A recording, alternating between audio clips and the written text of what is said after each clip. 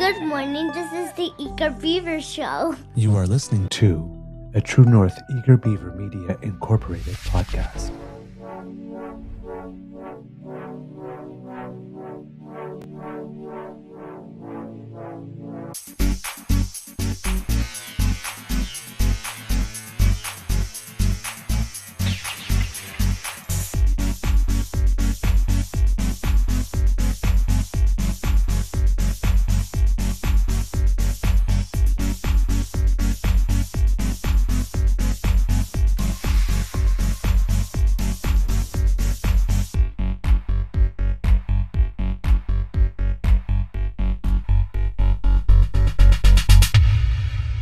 The True North Eager Beaver podcasts are proudly brought to you by our founding sponsors, the Miss V Mysteries from Corvid Moon Publishing, your source for science fiction, fantasy, and cozy mysteries featuring a broad diversity of characters. PsychicTarot.ca, book your tarot reading and unlock your spiritual journey.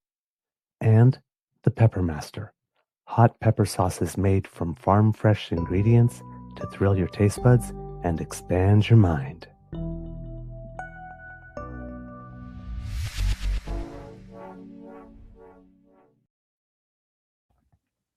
Well, good morning, finally, and hello, kids and cubs, and welcome to Season 6 and episode number 898 of the Daily Beaver Morning Show.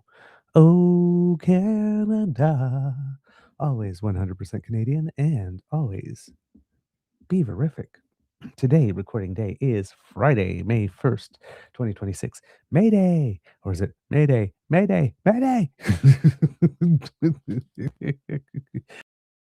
And it is a nice day here at the Beaver Lodge. A little grayish, but I can't actually call it a gray day. Probably more cloudy, because the clouds are thin enough that you can actually see the light behind it making an effort. And actually, there's a little gap in the clouds starting just right now where the sun is popping up to say hello just as we're starting the show. Oh, I just made a rhyme. I'm a poet and I didn't know it. Oh, I just did it again. There you go. So yeah, a beautiful day here at the Beaver Lodge. Did get to play some tennis yesterday. Had a very close match. Lost it in the end, but had some good fight. There was twice where I was down by 3 games and managed to catch up. But then after having done all the work to catch up, then it was sort of like I took a moment to breathe, and then, well, my opponent took advantage of that. So I ended up losing the game. But I put up a good fight and, again, made me run for a good amount of time. And hopefully it will affect the poundage this morning. I was down 1 extra pound, more than I've seen normally. So yay. I'm very happy about that.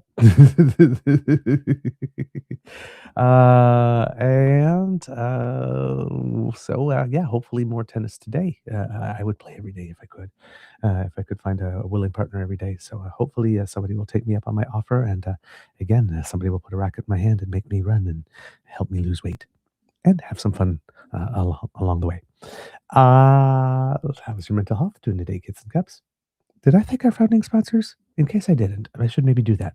Thank you to our founding sponsors, the Pepper Master, the Miss V Mysteries from Corvid Moon Publishing, and PsychicTarot.ca. With us from day one and still with us today as we are in our 6th season. I still love saying that. Okay. How's your mental health today, damn fam? I am personally good spirits. I'm a little Um, what's the word? Um, I think I'm slightly split personalitied today, if one could call it that, or mixed mood.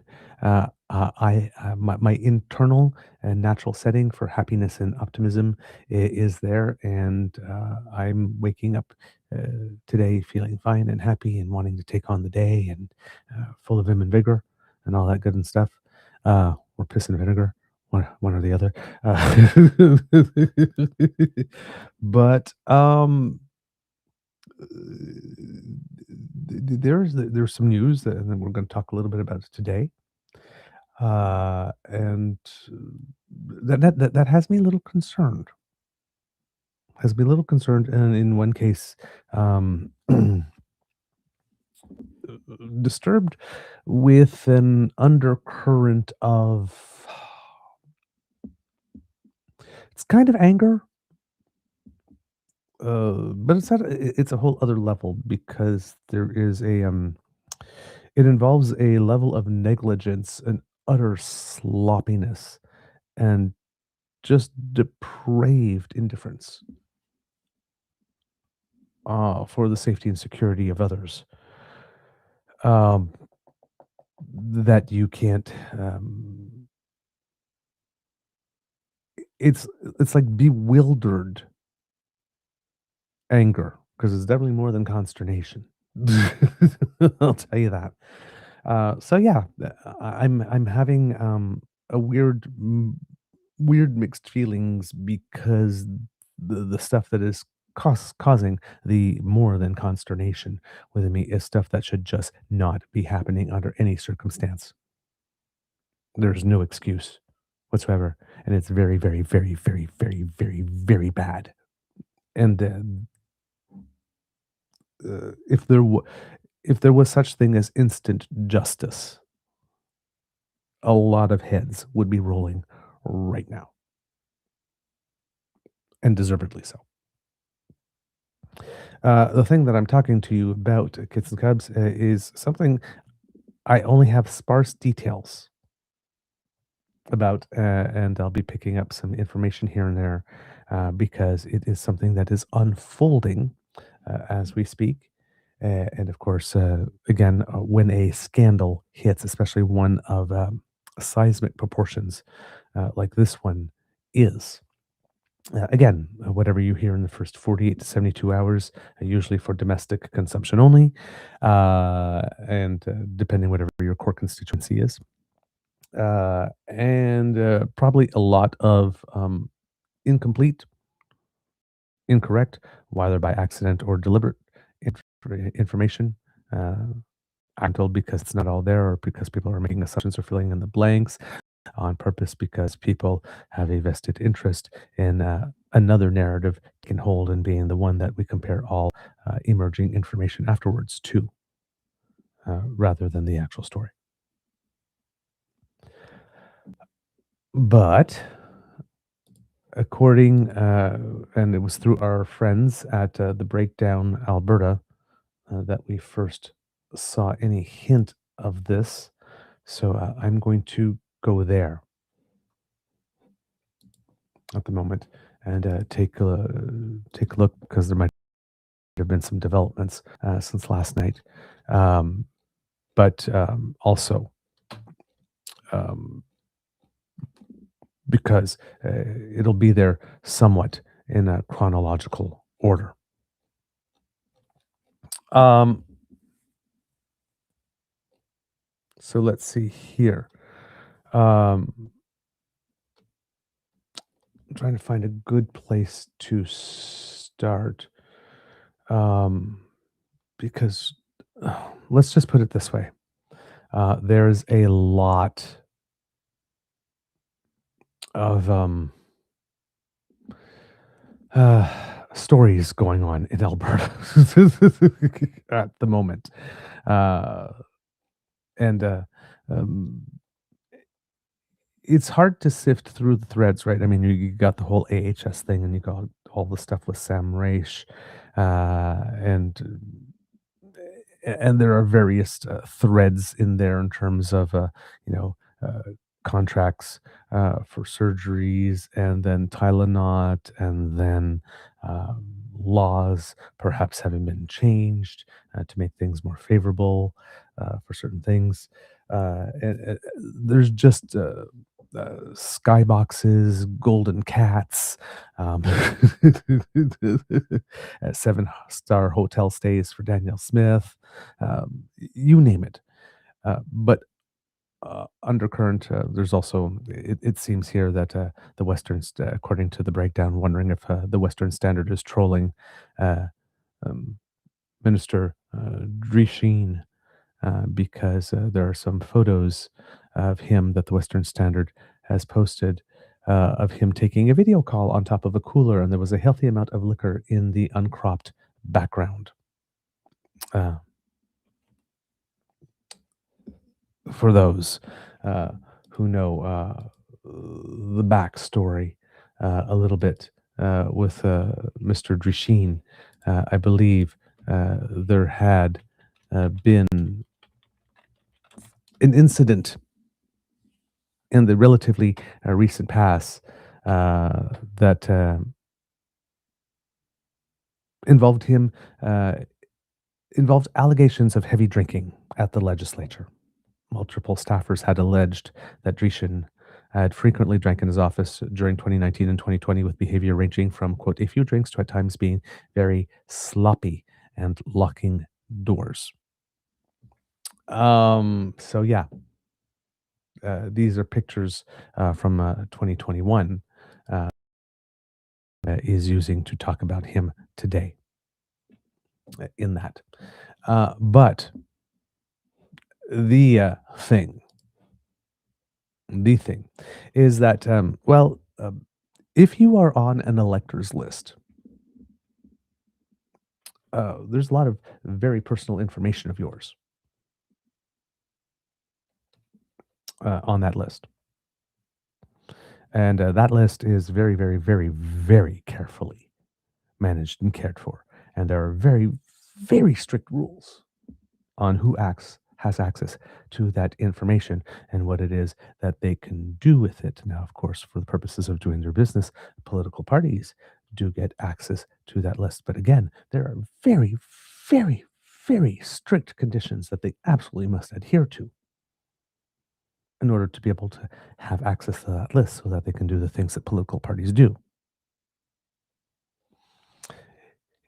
It would appear that there was to be kind, a lack of care applied when it comes to these lists. We saw on the page of Thomas Lukaszuk, who is one of the, or the face, even though it's not just him, of the Forever Canadian campaign, put out something yesterday that said around 12:15 a.m., it says here, April 30th. Breaking news, Forever Canadian just learned and confirmed that Alberta's list of electors containing everyone's personal information was made available to the separatists. This is illegal, risks public safety, and creates an uneven playing field as we fight for Canada. Okay. So it seems that the separatist group got a hold of the Alberta elections list or got access to it somehow.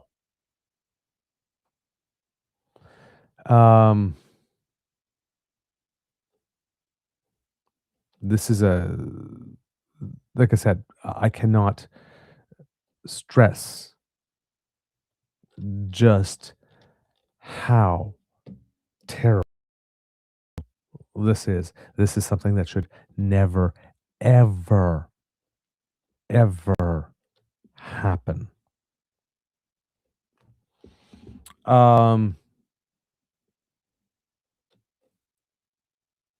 So, just going through. Sorry, kids and cubs, if I'm seeming a little slow here, it's because there's the whole feed and source from Thomas Lukaszuk, and then there's the whole feed and source from the breakdown, and then there's also Kathleen Petty and Carrie Tate and everybody that's looking into this.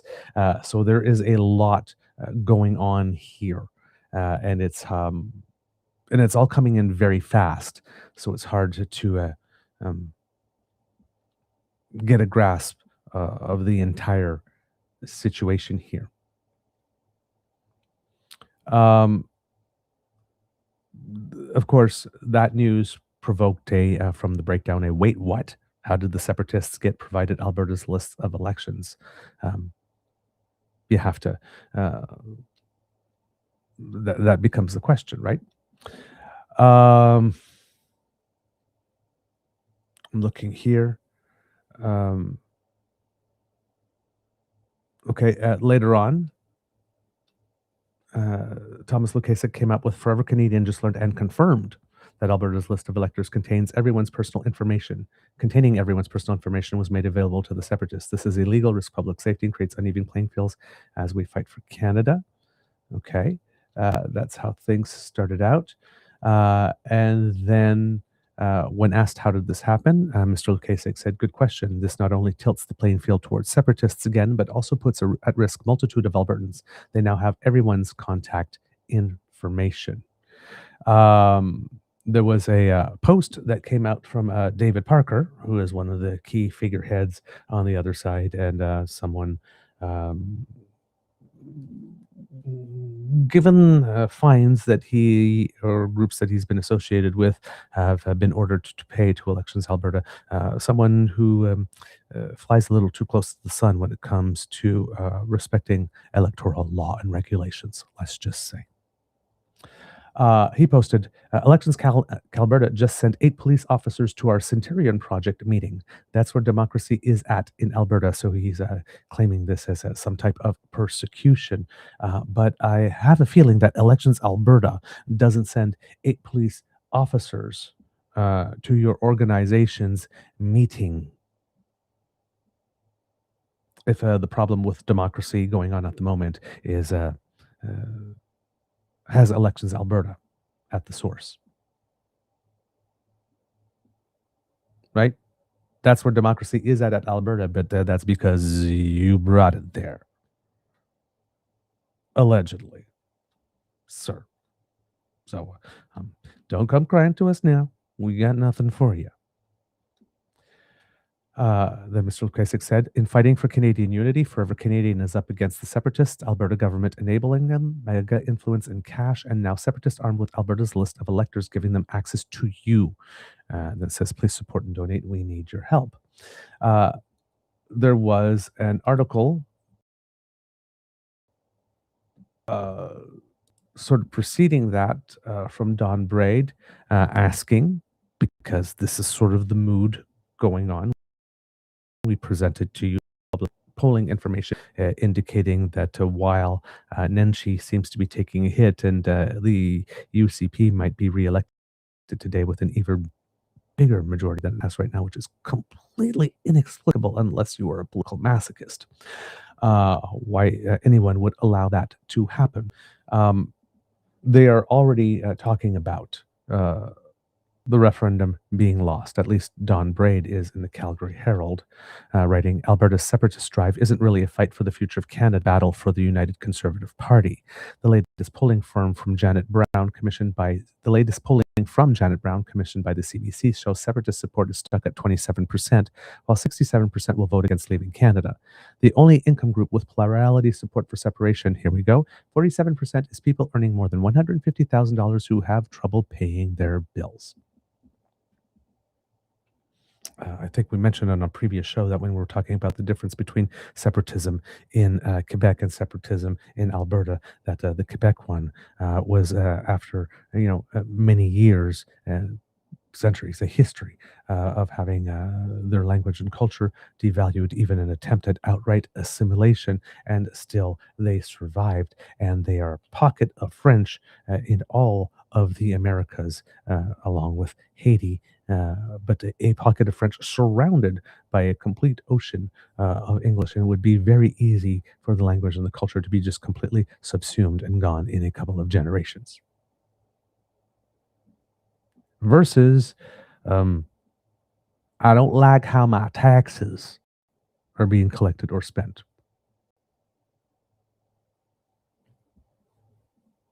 Right? So yeah, it's more about grievance and money in Alberta than it is about identity and culture.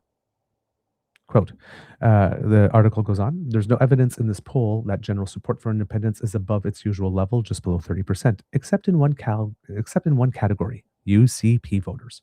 57% want separation, only 34% are against. That was evident from the reaction that I got at the UCP annual general meeting when over 85% of the room stood up and gave a standing ovation for Alberta independence, says Jeffrey Rath, counsel for the Alberta Alberta Perfidy Society and Stay Free Alberta. Rath had shouted out, and the lawyer that I believe, because he's counsel, so lawyer, I believe, who's also in deep trouble with his provincial bar association, if I remember correctly. Rath has shouted out the question and in return got a loud voice poll on how many members feel. That's where the real battle is, inside the governing party. The referendum on October 19th won't shake Canada, but it could drive Alberta politics and policy into the 2027 general election. And then that's one of the reasons why, even though numbers are not so good for Nenshi at the moment, the NDP might be believing that it has a chance because, well, first of all, they didn't know when that polling came out that nobody knew that this was going to happen. This news was going to come out. That will probably change the landscape a lot for Danielle Smith, because I'm sure there's a lot of people out there who don't like liberals and don't like equalization, but like even less having their personal address leaked so that anyone and anybody can have it and call them up or even like show up at their door,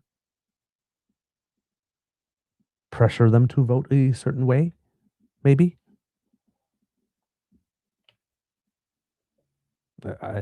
Or maybe people who, for whatever reason, really don't want their address to be publicly known. Like, let's say people who have left violent domestic situations. Oh, that's out there now. If you're on the voters list in Alberta, your contact information's out there. Somebody didn't care about you enough to think about that before they gave access to this to all and sundry, seemingly. Things like this can change a dial relatively quickly and can change a public mood relatively quickly. Just ask Doug Ford.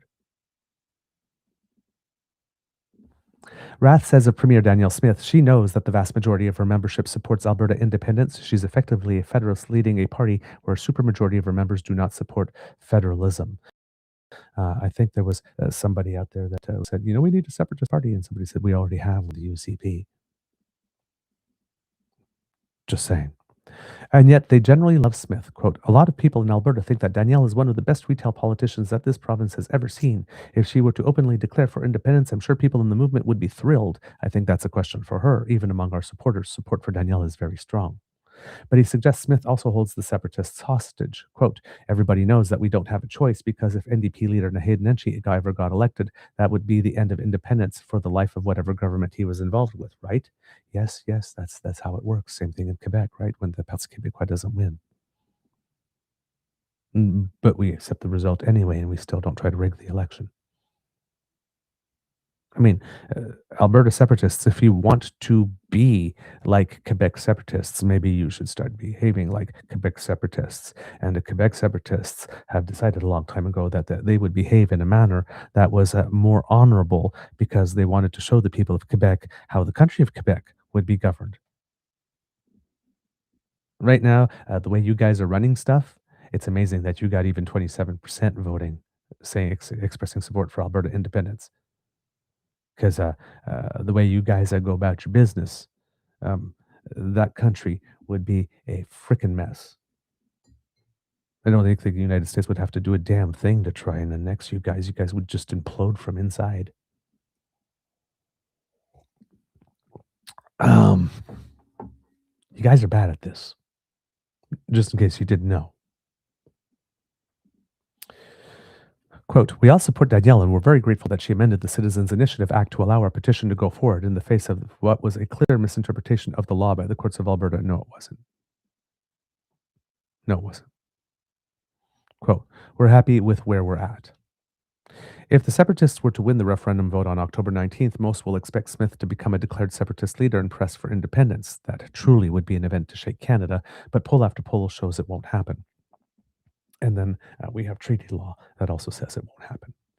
The more realistic question is what the separatists and Smith will do after Albertans reject the independence option. Smith would have to fight hard to keep them aboard the UCP. Her worst nightmare is the rise of a separatist party that would steal enough support from the UCP to elect the New Democrats. She'd walk that tightrope for a full year after the referendum until the provincial vote in October 2027, if she doesn't go early. The Premier has options, of course. She could always call an earlier election to head off a new opponent. I asked Rath if his movement would build a new party similar to Quebec's Parti Québécois to institutionalize the separatist cause on the provincial scene. He said, quote, "We have contingency plans on top of contingency plans, but we're not prepared to release them or comment on them." Quote, "We're in a very fluid situation. I don't think it helps anybody to speculate on what might happen. We're focused on winning the referendum. The breakup on the right is just getting started. We haven't seen anything yet." And that's also probably happening federally as well, because the whole reason that the right united federally was so that they could defeat the Liberals. And while Harper did it during the time that he was prime minister, he got one majority out of his 5 attempts at a general election. The first, he lost to Paul Martin. The second, he won with an asterisk by cheating. His party had to plead guilty in court to that, while, of course, ironically running on accountability. Then got another minority, finally got his majority, and did so well with his majority that the Canadians, after one Harper majority term, although 3 Harper terms, decided that they were going to take the party that was in third place, the Liberals, and elevate them to first place and give them a majority. And the Conservatives have not won an election since. Harper lost. Scheer lost. O'Toole lost. And Poilievre lost. And Poilievre did only lose the election, he lost his seat. And yet the father mucker won't go away. But hey, and with nobody apparently seemingly waiting in the wings, and those who were waiting in the wings, as we can tell by their activity, people like Jason Kenney. Jason Kenney, the man who did not have one single ministerial portfolio in the entire time he was in Ottawa that he completed with success, and then bilked us of our public dollars for a very, very long time while he ran to unite the right seat in Ottawa and doing no real constituency work, and then went to Alberta and then had a whole RCMP investigation looking into his leadership run currently, and some interesting things that were done to secure him the leadership is a sure thing, and it was not needed, but they did it anyway because, well, corruption and cheating allegedly is in the Conservative DNA. And then became premier and was so good at the job that he got kicked out of his job as premier, even though he had a majority. This man with an incredible, just as an incredible level of failure, spectacular public failure and lack of achievement as Pierre Poilievre has, is the person, one of the people being touted as a star that could potentially take over the Conservative Party.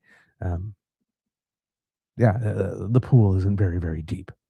And only in Conservative land could a man with the incredible record of achievement that Jason Kenney has, still 20-something years later, after he's been on the scene with all his accumulated failures, be viewed and talked about as a potential competent next leader of a party. Meanwhile, you have Andrew Scheer, described by someone as Andrew Scheer out there still promoting Pierre Poilievre because he's the only person Poilievre trusts, because, Andrew Scheer is also another failed leader. Of course, then you get to the situation, I think, as was mentioned by Bob Fife, of a failed leader promoting a failing leader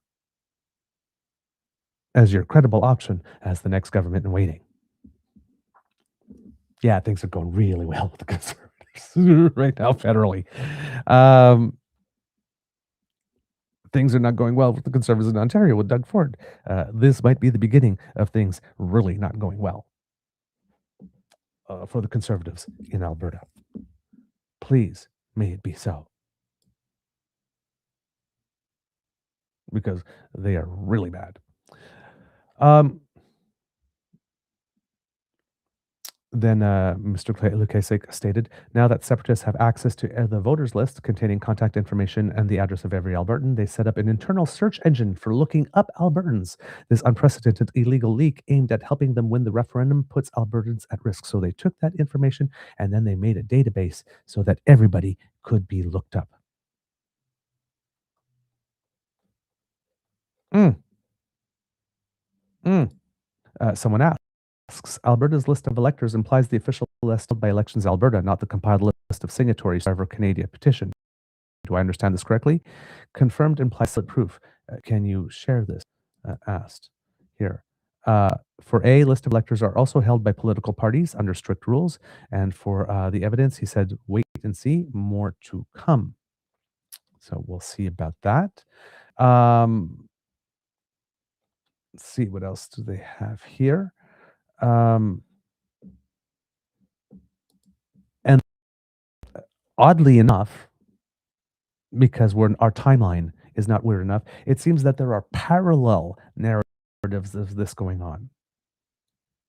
Because in the United States, oddly enough, on the exact same day, April 29th, this is at 3:49 p.m., as this stuff is happening in Alberta, Mark Elias, who's a name you might know if you follow what's going on in the United States. He's the founder of Democracy Docket. He's a lawyer, and he basically goes around all around the country challenging changes to electoral law and things of the like. Seems that, according to him, because and the reason I am bringing this up is that oh, come on. No, don't know what's going on here. Computer's giving trouble again today. I'm sorry, kids and cubs. The reason I'm this part of the information to you is because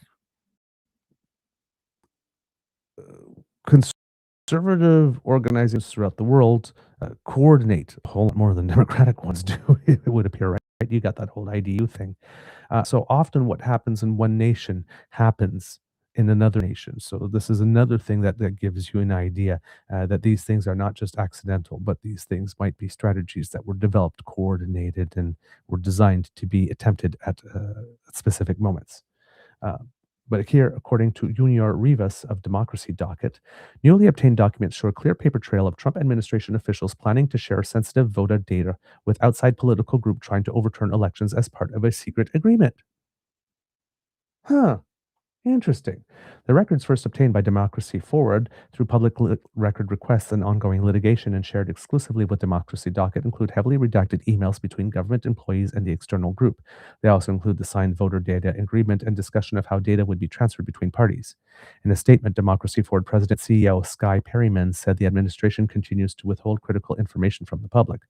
Quote, the Trump-Vance administration continues to hide what it is doing with Americans' personal data, who it has unlawfully shared it with, and why, Perryman said. This is why we are seeking discovery in our case to ensure that we hold this administration accountable to the American people. We will not stop until we know exactly how far this unlawful assault on our privacy and potential threats to free and fair elections go. So, kids and cubs, we already have Elections Canada, Elections Alberta announcing an investigation to how that leaked list got out, and according to David Parker, police officers have already been checking that out. So this was state in the United States has involves litigation. I would expect very soon you will probably see that in Alberta as well. Quote, still the documents provide the clearest evidence to date that the Department of Government Efficiency, DOGE, personnel engaged with an outside political group seeking to analyze voter rolls in an effort to challenge election results. Earlier court filings stated the group's goal was to find evidence of voter fraud and overturn election results in certain states. Internal communications included in the files show discussions about executing a data sharing agreement and coordinating the transfer of information once finalized through key details, including the identities of the outside identity, including the identities of the outside entity, and other officials involved remain blacked out. One email included in the records offered a glimpse into the tone of the outside group's outreach, with a sender writing that they had spent extensive time analyzing specific elections and were eager to share data and, quote, theories. The records also include referrals for potential violations of the Hatch Act, a federal law that restricts partisan political activity by government employees, suggesting concerns that Trump administration staff may have used their positions and government resources for political purposes. No, really. Despite the new disclosures, major questions remain unanswered. The government has redacted the names of most individuals involved and has not publicly identified the outside group that signed the agreement. Gee, I wonder why.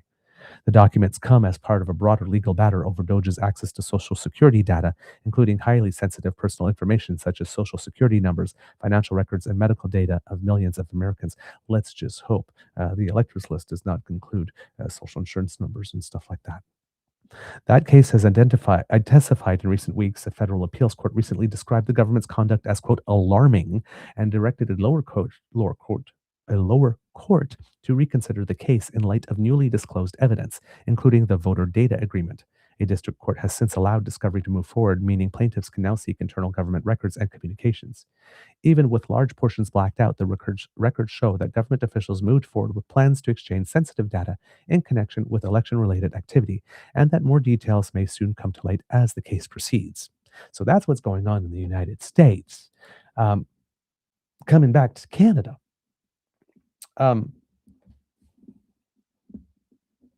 If Elections Alberta is the owner of the list, and we assume that the leak did not come from Elections Alberta, and if the only other people that can have access to the list are political parties, with very, very strict conditions on how that information could be used, then of either Elections Alberta being the source of the leak or a political party being the source of the leak, we would probably have to assume it might be a political party. And of the political parties that exist in Alberta, provincially, which are the ones that might be rather inclined to make that list available or be to be lax about the enforcement of the list. I guess it would be people, most likely, who are viewed as being rather sympathetic to the cause of those who would just happen to most benefit from having that information leaked. So that would leave the UCP, and that would leave the Alberta Republican Party, probably. Right? And, well, we know that Mr. Rath, this alleged person who provides legal counsel, who seems to have a lot of trouble with his own law society, is key member of the Alberta Republican Party. So said counsel may or may not have had access to that list as a founding member of that movement. Interesting.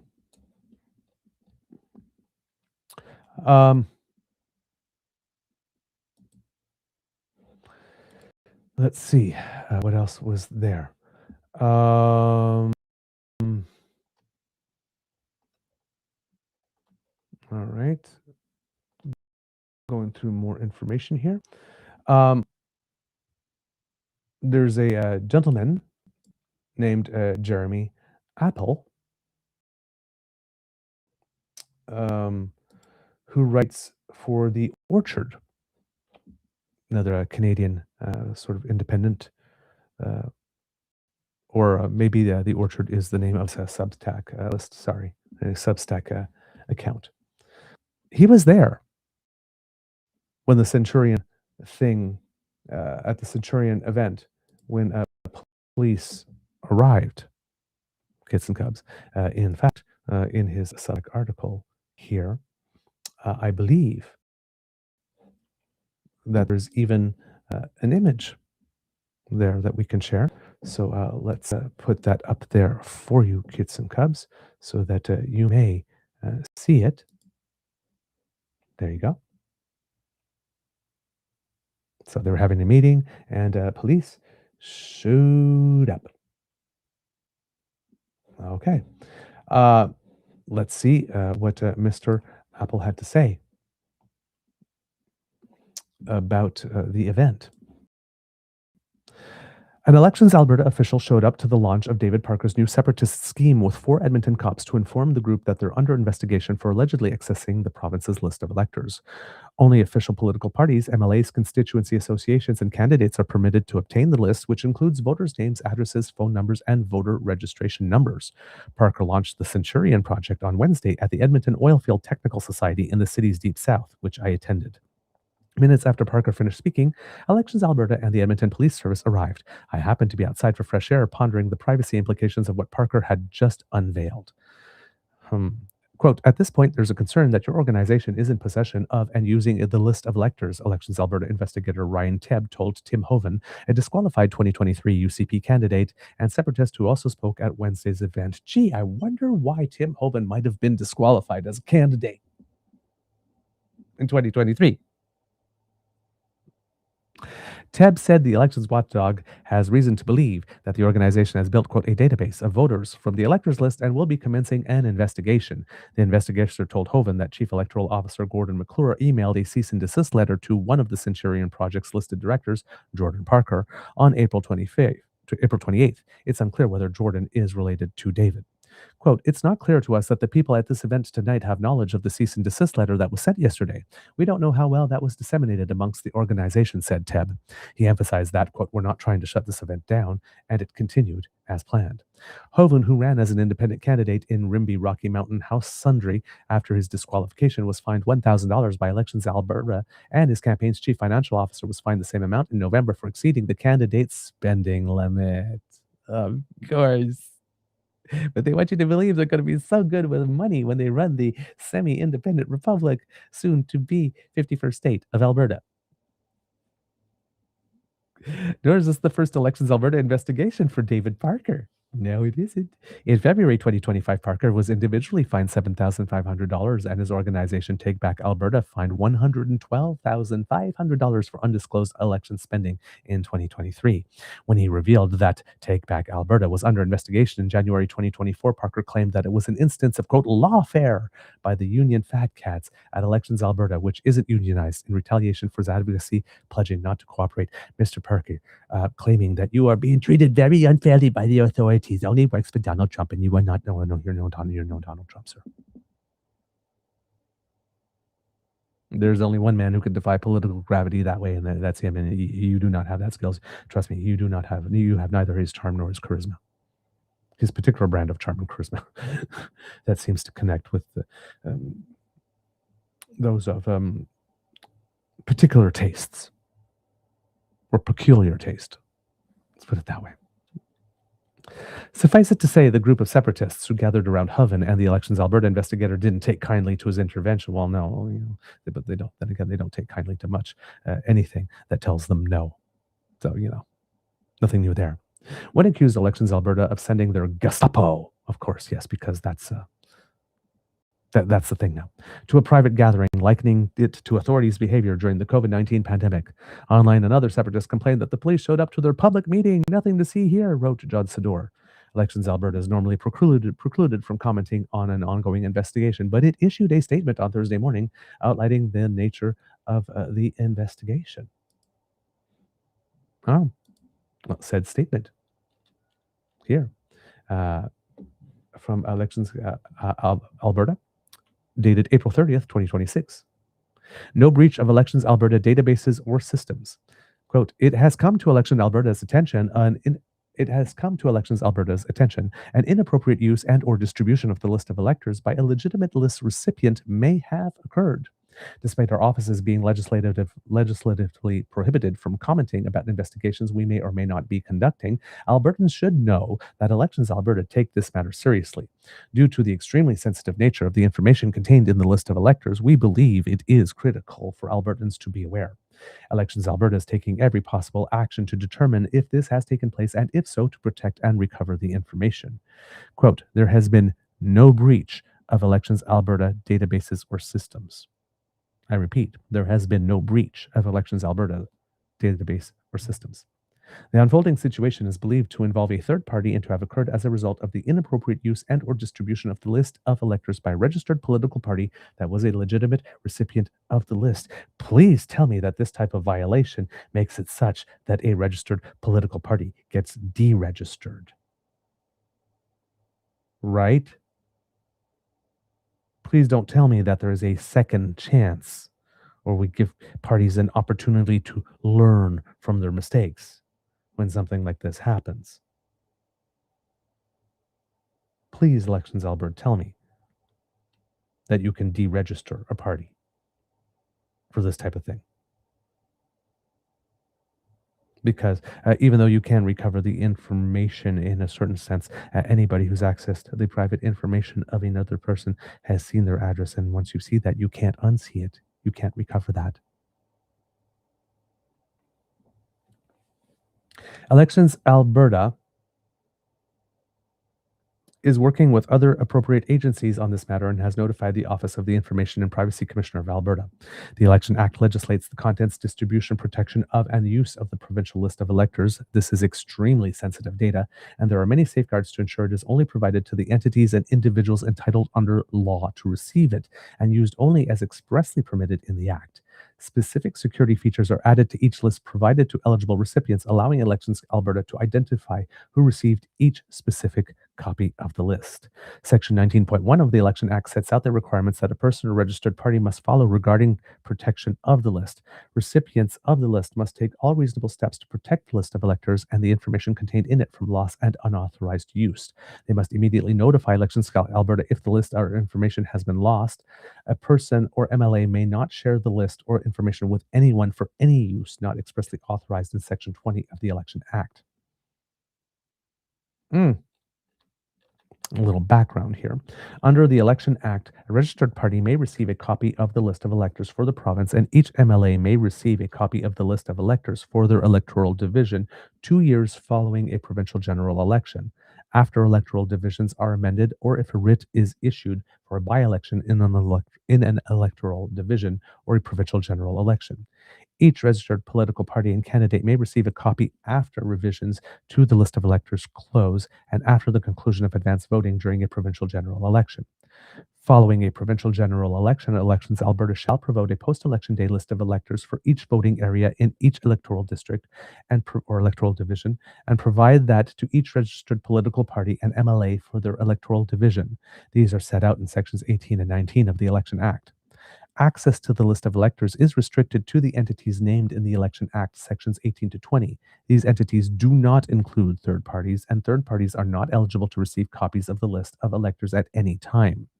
Section 20 of the Act permits the use of the list for following purposes only. So that previous sentence says that while the Alberta Republican Party or the UCP may have been entitled to have the list, the Centurion Project most definitely not. Section 20 of the Act permits use of the list for the following purposes only. 1. By a registered political party or registered constituency association for communicating with electors. 2. By an MLA for carrying out the duties and functions of the member or soliciting contributions for the use of the registered political party, its constituency association, and recruiting party members. 3. By a candidate for communicating with electors during a campaign period and for soliciting contributions during any period authorized under Section 43.1 of the Election Finances and Contributions Disclosure Act. And 4. By election officers for the purpose of carrying out their duties under the Election Act. That's it. That's the only reason that information can be used. The list of electors contains electors' first names, middle names, surnames, address, postal code, telephone number, unique identifier number, electoral division, and voting area.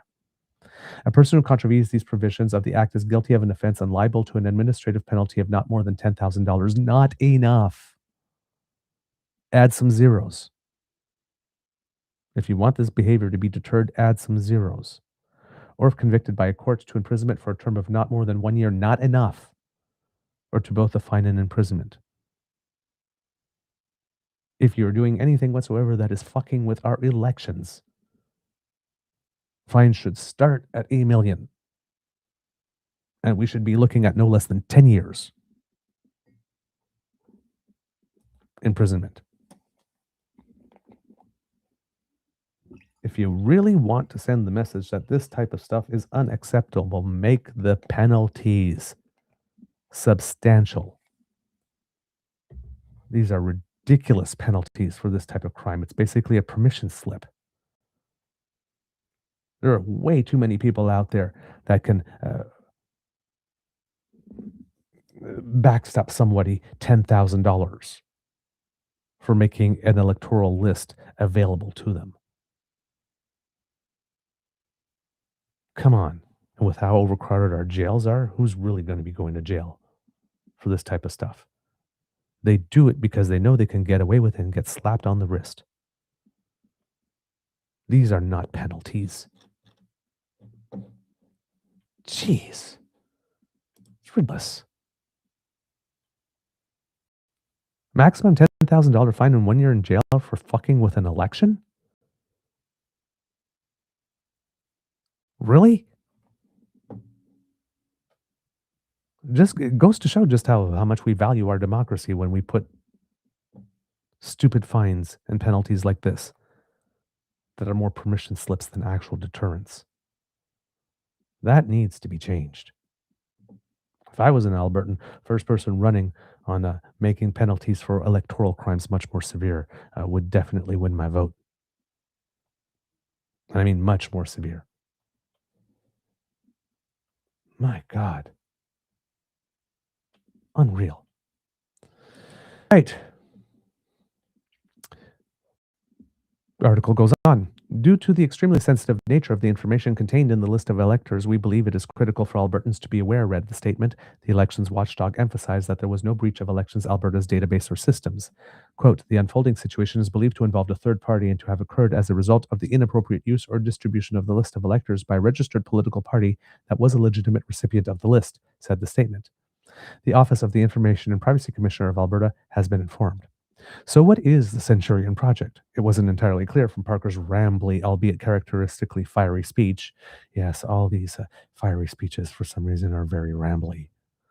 But as I learned, it was under Elections Alberta investigation for using the electors list, the initiative came into sharper focus.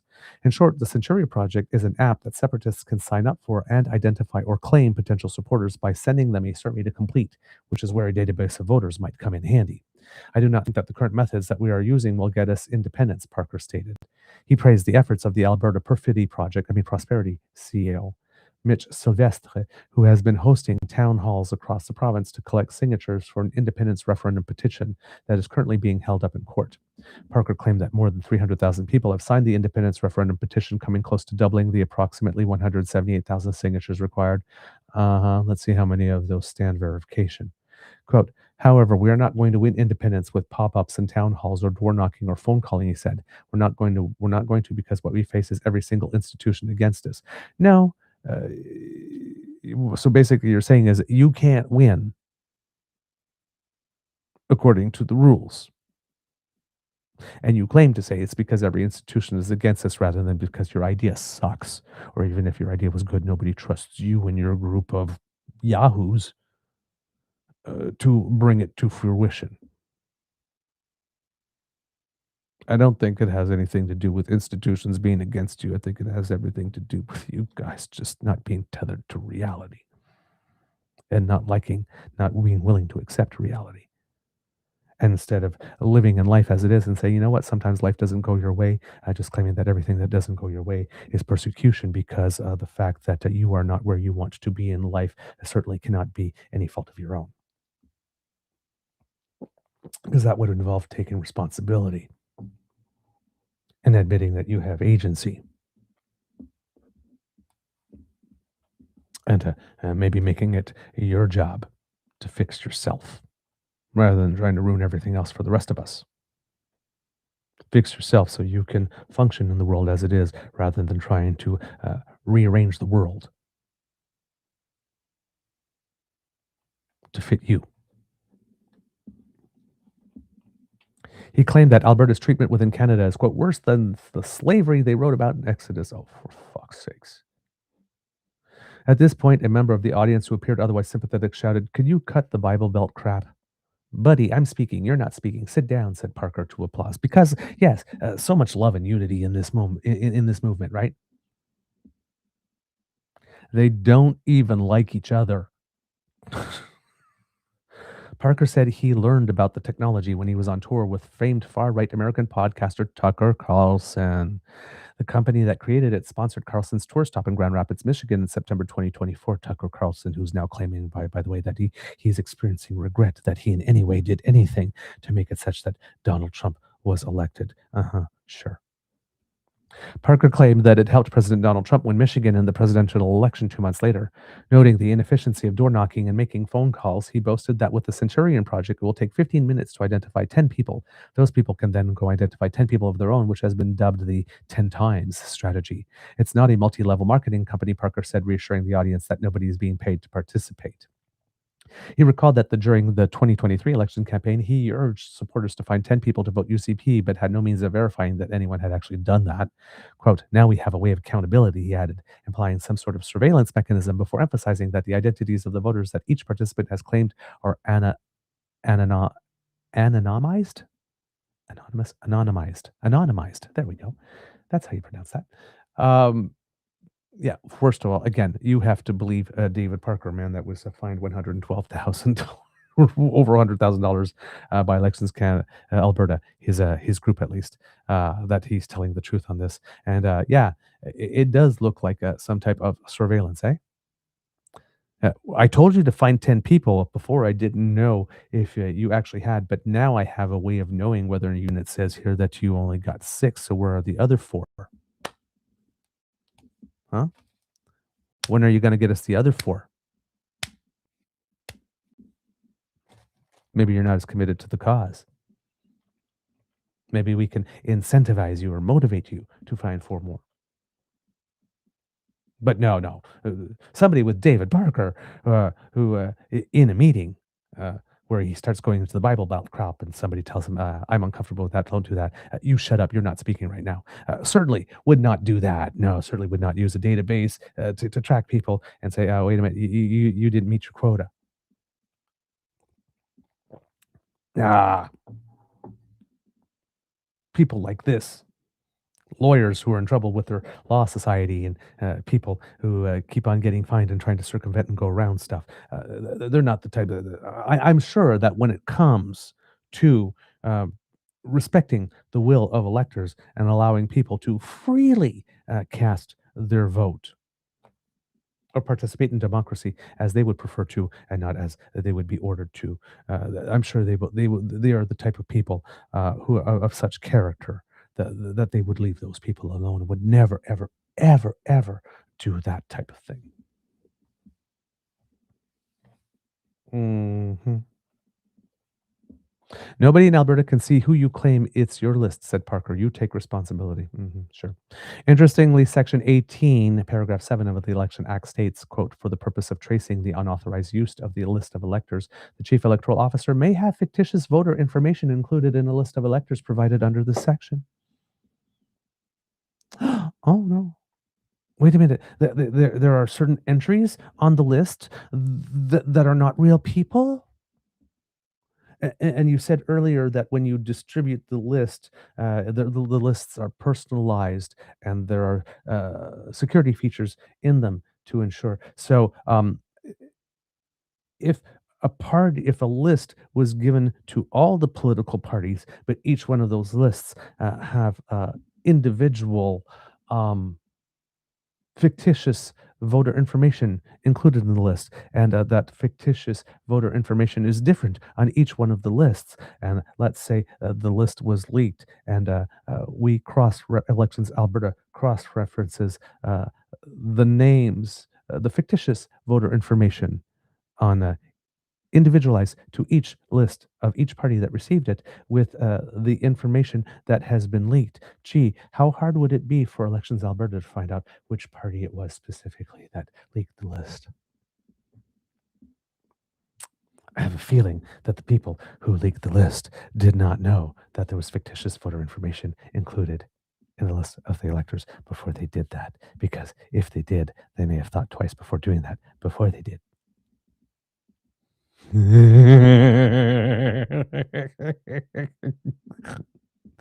Someone's in trouble.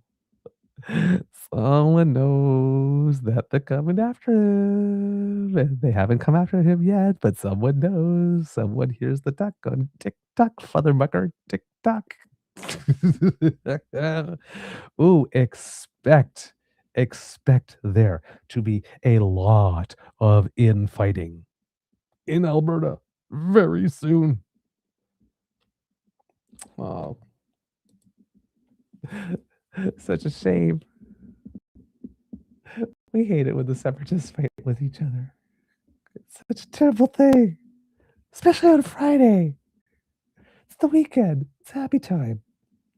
Oh, darn. Whatever will we do? Mm. Oh, well. Busted at the trough. Yeah, Jay Crick. It would seem so. It would seem so. Oh, my. Uh, juicy stuff. Juicy, juicy, juicy. Peach juice running down my arms. Wow. Um, again, Alberta NDP, Mr. Denchi, come up with some rules to protect voter information and start going around the province championing that and pushing that and demanding for RCMP investigations and much more stuff in this. And maybe your political fortunes will start turning. Seems that you've just had an issue gift wrapped and delivered to your doorstep.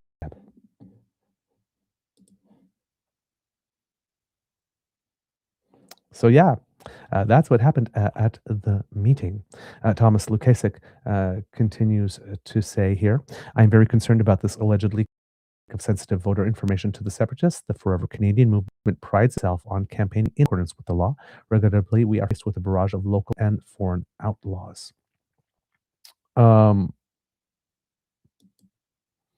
If there's on this, okay, this link is no longer active. Okay. Of course, Forever Canadian is asking for people, if you're in Alberta, to sign up and donate, given this. So if you happen to be listening from Alberta, and if this type of thing does, in fact, stick in your craw, and you would like to take action, perhaps by supporting a group Canadian, then here, kids and cubs, I am going to put in the chat a link to a website you can go to. Oops, the whole thing did not copy, so let's try that one more time. And therefore, you can go and support Mr. Lukaszuk and Forever Canadian. They definitely do deserve your support. This is a good organ that's doing some very, very good work. Let's see here. What else do we have? So we found out about the Tucker Carlson thing link already.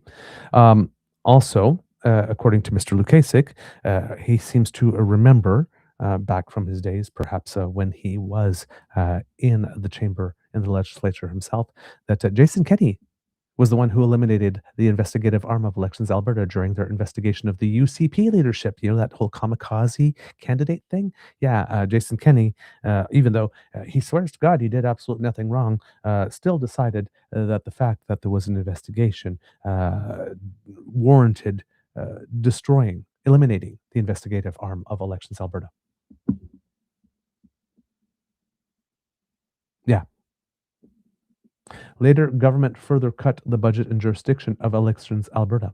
This is the outcome. This is the outcome. It's a free-for-all for the separatists. So again, Jason Kenney, when people are going to be trying to fluff him as the potential successor to Pierre Poilievre, remember, again, Jason Kenney, while right now he is campaigning inmates being given the keys, he was the director who gave the inmates the keys in the first place.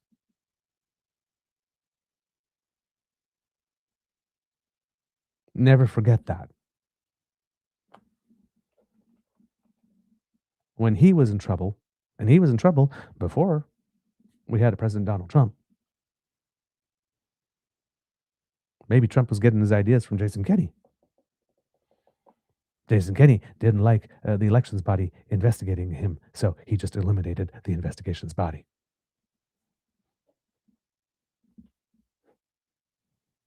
It's not like we didn't have Trumps of our own here before Trump came to light. They were just sneakier and did it more quietly.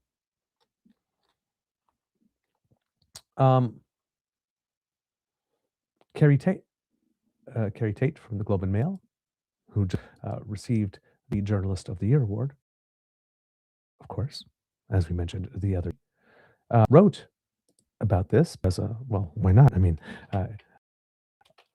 basically, UCP corruption is becoming, has quickly become her key beat, or corruption in Alberta. Let's put it this way, if not UCP corruption specifically. But yeah, we'll see if I can bring this article up for you. I think it is still relatively fresh, so it may be behind paywall still at the moment. So let's take one more shot of it this way, if I can bring it to you. If not, it might have to wait a day. Yeah. So far, it does not look like it is outside paywall. I will take one more opportunity to try and get to it.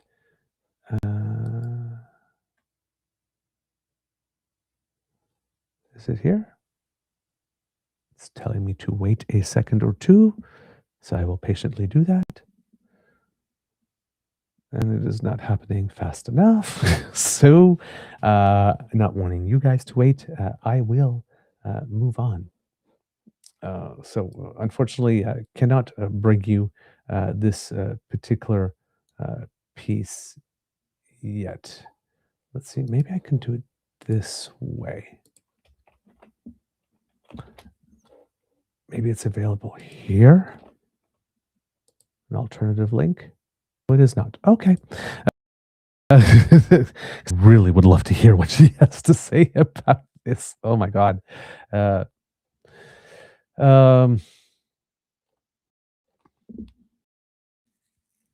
So it says here, because somebody pulled a quote from it, that the Globe and Mail accessed the app's root database, which contains the names and addresses of 2,957,857 Albertans. The root database also contains unique elector identification numbers, middle names, and 2,083,175 phone numbers. Oh my God. This is so terrible. This is so...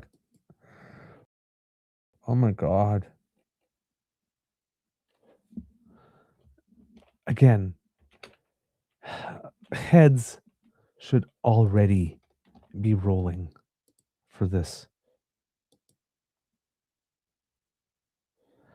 I did manage to get the article. Okay, here it is. So by Carrie Tate, Chen Wang, and Matthew Skase, Alberta separatist group ordered to pull down list of voters following court injunction.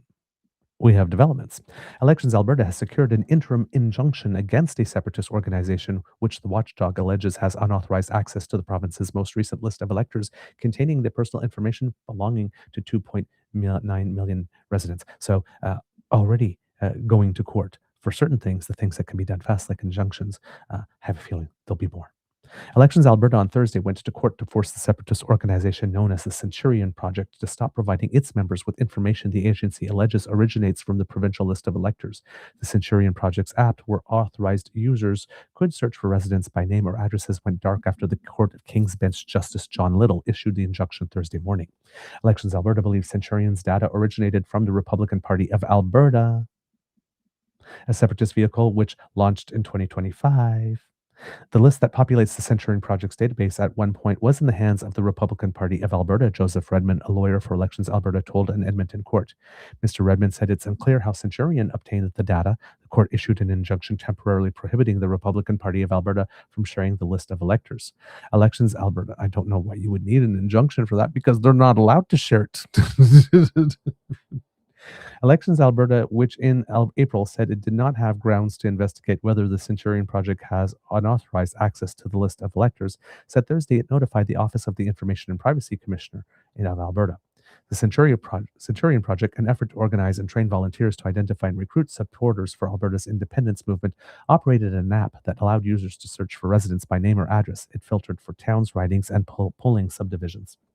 The app was designed to help separatist volunteers canvass friends and families about their views on the province breaking free from the rest of the country. Alberta separatists are pushing to have a question about independence included on the government's referendum ballot scheduled for October 19th. Quote, the Centurion Project is going to be a force to be reckoned with in the coming months, David Parker, one of the organization's leaders, wrote on X on April 20th. We have the backing, we have the momentum, and now we have the tool. Yes, David, you definitely have the tool. Your organization definitely has the tool. Mr. Parker is an avid separatist and co-founder of the Take Back Alberta, an organization previously home to many on the right flank of the United Conservative Party. The root date, because the United Conservative Party has a right flank. There's a thought that should scare you. The root database powering Centurion's app contains much more information than what is accessible with a simple search. The Globe and Mail accessed the app's root databases, which contains the names and addresses, as we mentioned, for nearly 3 million Albertans. The root database also contains unique elector identification numbers and middle names for close to 2.1 million phone numbers.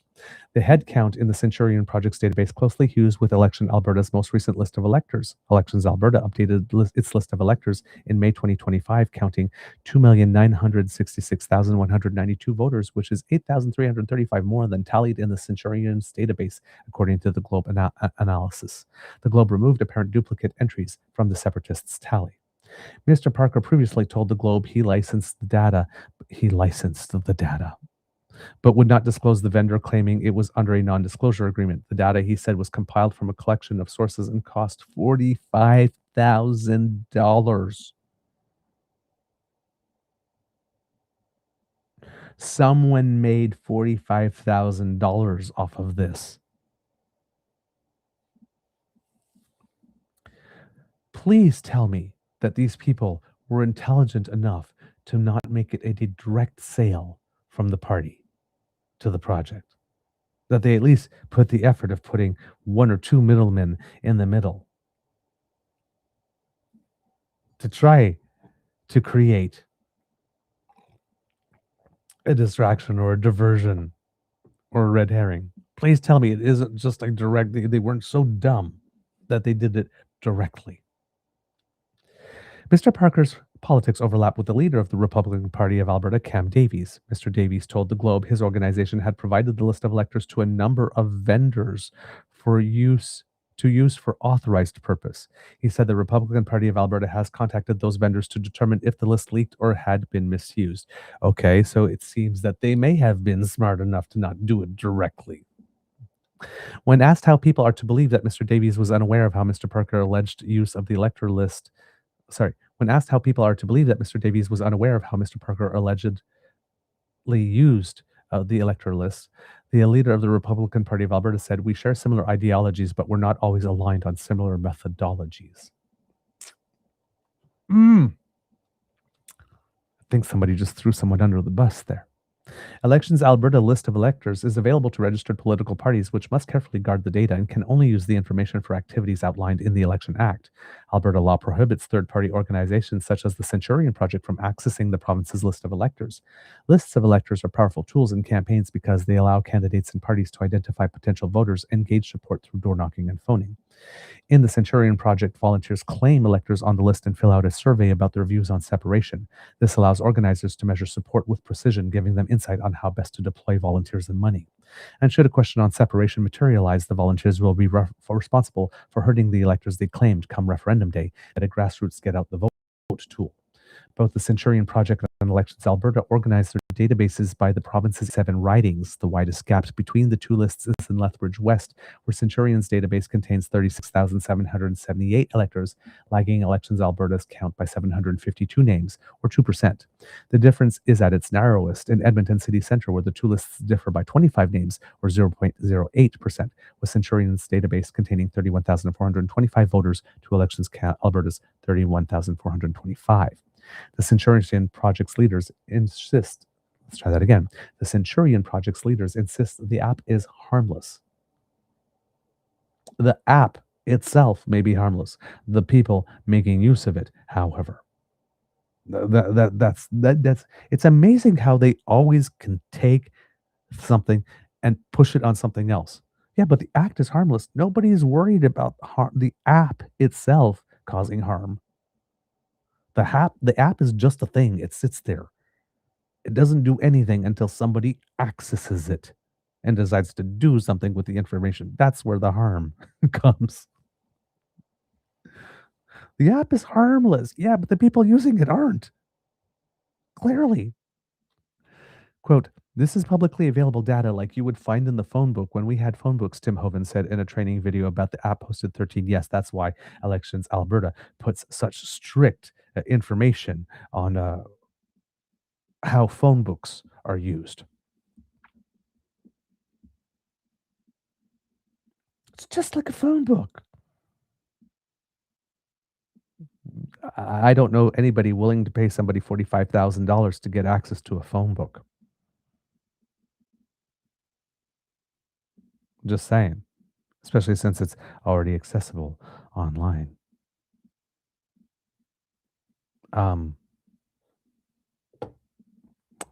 Yeah. Tim Hoven said, "People's names and just the address. There's no cell phone data. There's no email address. There's nothing like that. This is just uploaded publicly available data that the world knows about you." Really? I'm not sure that the world knows my address.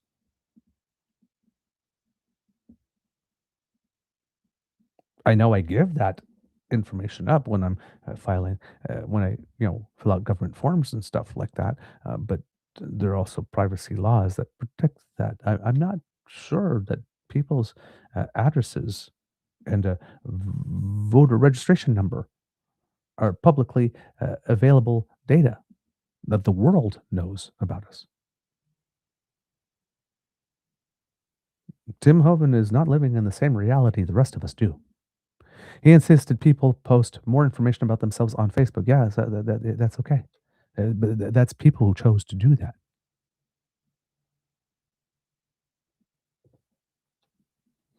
It's not something people have to worry about, and the data is so locked down really tight that there's no way to download a list. There's no way to download addresses or cell phones or anything. That's the one thing we really like about this website. The data is safe on it. That's why you've been taken to court. Mr. Hoven and Mr. Parker have been associates for years, pushing to shift Alberta further to the right of the political spectrum. A man identified on the video as Emmett Kelsey echoed Mr. Hoven's explanation when asked about the origins of the data available to app users. Quote, "It's the same publicly available information that pretty much anyone can access, including a person's name and a person's physical address.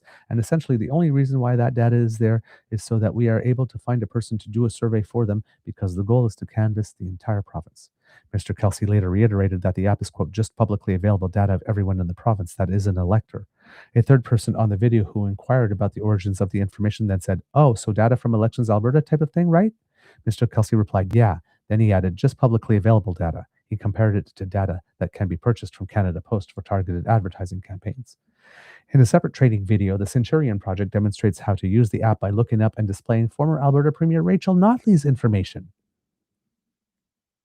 Let's just pick a random person. Anybody. Oh, well, how about the former premier? Miss Notley, a stalwart of the province's new Democratic Party, faced waves of threats when she ran the province. Elections Alberta received a complaint about the Centurion project on April 1st, according to a letter obtained by The Globe. Paula Hale, the Alberta Election Commissioner, in the April 10th letter said her office conducted a preliminary review and with, quote, with the evidence currently available, there are not reasonable grounds to allow me to direct an investigation into a potential breach of the rules governing who is permitted to access the list of electors. Okay, not sure why she said that at the time. Please know that I found the evidence that you provided to be compelling, and I want to reassure you that I take the unauthorized use of the list of electors very seriously, Ms. Hale wrote. Unfortunately, I was able to discount the potential that the data you attributed to being from the list of electors was not from another legitimate source, such as Canada Post or the various data brokers. She added, without additional information, this matter will be closed and no further action will be taken. Oh, yeah, okay. Rather than this is concerning. We're not sure whether or not this list of electors could have come from sources that are not Elections Alberta, so we won't check.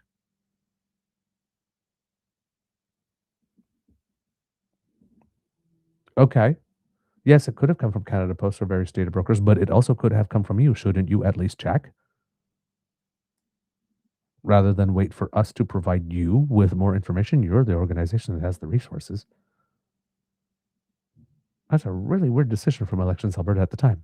Elections Alberta did not immediately respond to questions about the initial investigation and letter.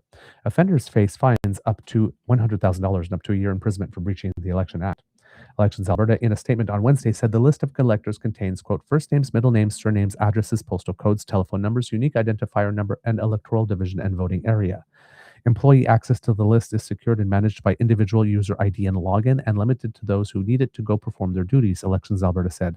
All internal user access is tracked and can be audited. The Election Act stipulates who has access to the list of electors. Generally, the Chief Electoral Officer furnishes each registered political party with a copy either in print, electronic format, or both. Members of the legislature and candidates are also able to access the list for their electoral division.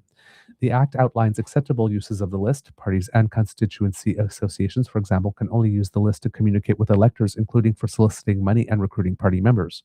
Elections Alberta, in the Wednesday statement, said, quote, a person or MLA may not share the list of the information with anyone for any use not expressly authorized by the Act. Okay.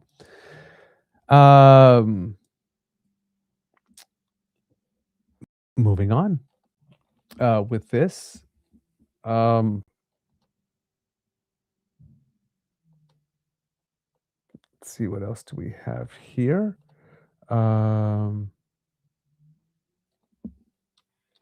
It would also seem that Mr. Cam Davies, we mentioned, is a dual citizen and a former U.S. Marine. Just stating. If we're wondering, perhaps maybe wondering about loyalties. Wow. Thomas Lukaszuk then goes on to deliver a message that I will bring to you here, since it was a video message, just under 2 minutes, but kind of indicating where things stood with him, forever Canadian, at that point. At that time, this was about 16 hours ago from Mr. Lukaszuk. Hello, forever Canadians. You probably heard on the news already that Elections Alberta is alleging that separatists have gotten a hold of Alberta's list of electors, which means a list of every Albertan that is eligible to vote, and they're misusing it to scrap data and to take an advantage, get an advantage during this referendum period. Now, do not despair. Just because somebody chooses to do something legally doesn't mean we're going to lose. We're going to win, and we're going to win overwhelmingly because most Albertans want to remain in Canada, but most importantly, because we have phenomenal volunteers just like you. So the courts will take care of this. It's a terrible situation that has happened because personal information has been compromised, and we have reasons to be concerned. And we know that they are using websites from the United States, but that is something for them to worry about. Please sign up on forever-canadian.ca. That is forever-canadian.ca, and give us permission to contact you legally. And also, if you can, please donate. We have to win this campaign no matter what they do. We will win it fairly, we will win it squarely, and we will make sure that we prevail during the referendum on October 19. And thank you for all your support. Hello, Forever. So there you go, Mr. Lukaszuk. Of course, being a voice of calm and reason during this time, encouraging people to not give up, not to despair. Don't let the fact that other people appear to be doing funny things with voters' lists and not as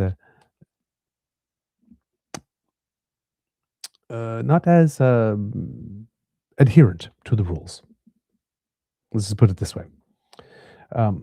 According to reporter Sean Amato, the Office of the Premier would not comment on the Elections Alberta allegations. He had also asked Nenshi about it and called the situation dangerous, but the UCP did release this statement, quote, "The UCP did not provide the list of electors to any unauthorized outside group or individual. Any suggestion to the contrary is false.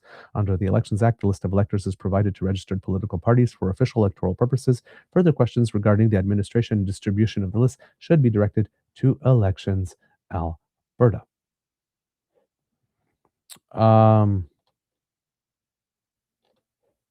Okay. And Mr. Lukaszuk says monosyllabic responses. What happens to those politicians with a gab?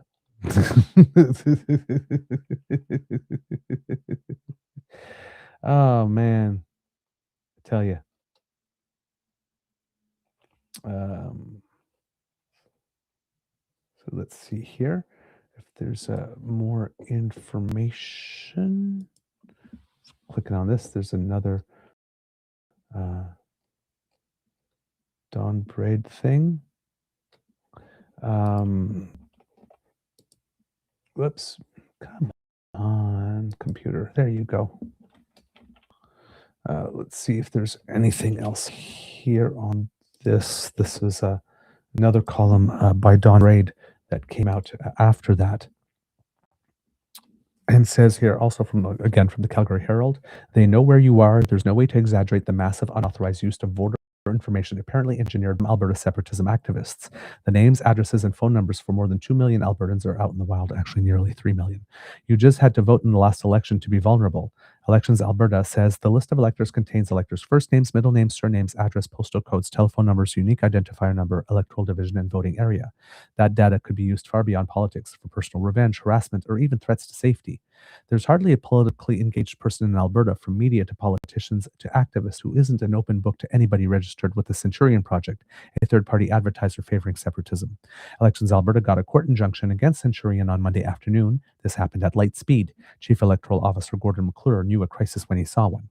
The Centurion Project was ordered to immediately take down the list, but as pro-Canada campaigner Thomas Lukaszuk points out, there's no guarantee the list hasn't spread to other actors or that significant amounts of data hasn't been scraped and saved. Once it's out, you can't put that genie back in the bottle, he says. Only registered parties, candidates, and MLAs have legitimate access to these lists solely for election purposes. Strict secrecy has been a core value for generations. NDP leader Naheed Nenshi said he has a strict non-disclosure agreement. He treats the data as if it's, quote, in a vault. For many years, so has every other party. Until now. Elections Alberta seems to believe the list in question was legitimately supplied to the separatist Republican Party of Alberta. Somehow it ended up in the Centurion database. Republican Party leader Cameron Davies said any information allegedly received from the Republican Party isn't to be used by Centurion. Republican Party leader Cameron Davies says any information allegedly received from the Republican Party isn't to be used by Centurion. Did you say that at the time? Did you allegedly say that at the time you allegedly did or did not ensure that the Centurion Project allegedly received information from the Republican Party? Elections Alberta has some neat tricks to catch funny business. Individual lists are salted with a few fake names. If a list pops up in the wrong place, those names reveal the source. On Wednesday evening, an Elections Alberta official came with several police officers where he served papers on the Centurion Project with leader David Parker present. We want charges. We want charges. The online crowd immediately started ranting about a police state and shattered freedom. Parker put up an image of a phone book. When was the last time you even saw one? To somehow prove the data was public and harmless. The Centurion Project apparently adopted a U.S. strategy called 10 times. The idea is for every activist to identify 10 people they want to recruit either as voters and workers. Normally, they'd have to dig around to find those people, but with the link to the official electors list, they just punch in the name and every detail pops up. Some reporters replicated this Wednesday. Lukaszuk says that no matter what happens legally, quote, they all have the information now. This fall referendum on all 9 questions will no longer be valid. I am also concerned about the next election because it's run off the same list.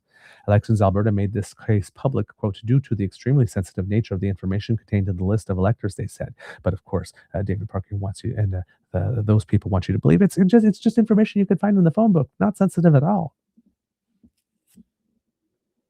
Elections Alberta also said its own database has not been breached, neither apparently have those of the NDP or the UCP. UCP Communications Director Dave Prisco said the party, quote, did not provide the list of electors to any unauthorized outside group or individual. Any suggestion to the contrary is false.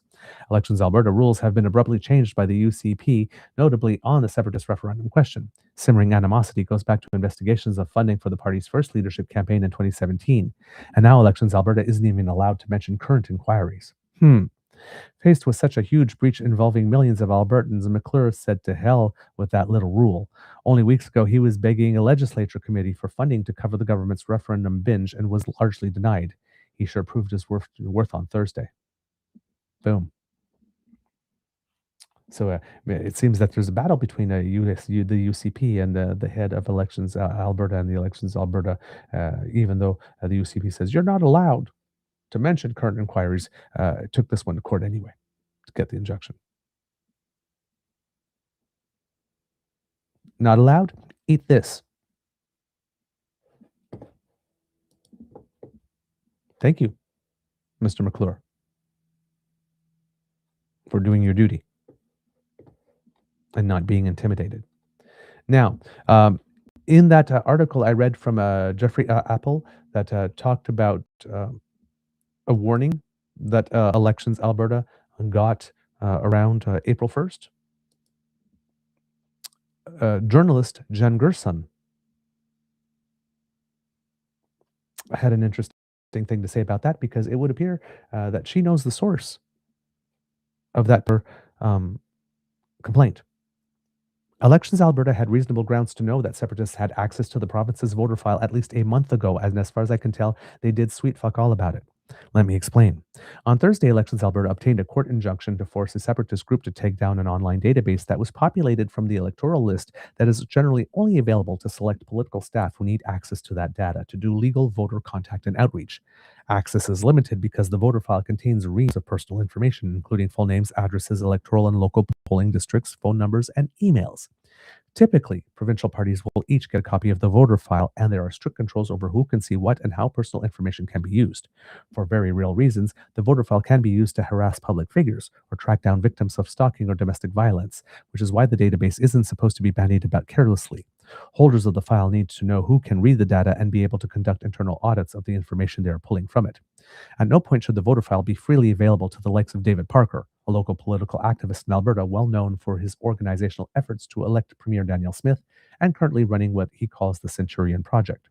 The Centurion Project is a registered third-party advertiser that seeks, quote, to recruit, equip, and mobilize a team of community leaders across the province of Alberta to take on the task of winning Alberta's sovereignty. As court filings now show, the project stands accused of creating a database based on a copy of the voter file allegedly given to Parker by the Republican Party, a fringe and failed effort to elect another well-known political figure, Cam Davies, in Olds Didsbury during a by-election last year. Parker's stated goals were to amass more than 100 volunteers through this project, though he claimed to me personally that he had more than surpassed that goal and hoped to reach 1,000 by mid-April. Once the rando volunteers signed on, however, they were given nearly unfettered access to a database that included Alberta's voters, including their home address, polling, and electoral districts. The RCMP is now investigating. I repeat, the RCMP is now investigating. Separatist meetings have been met with police.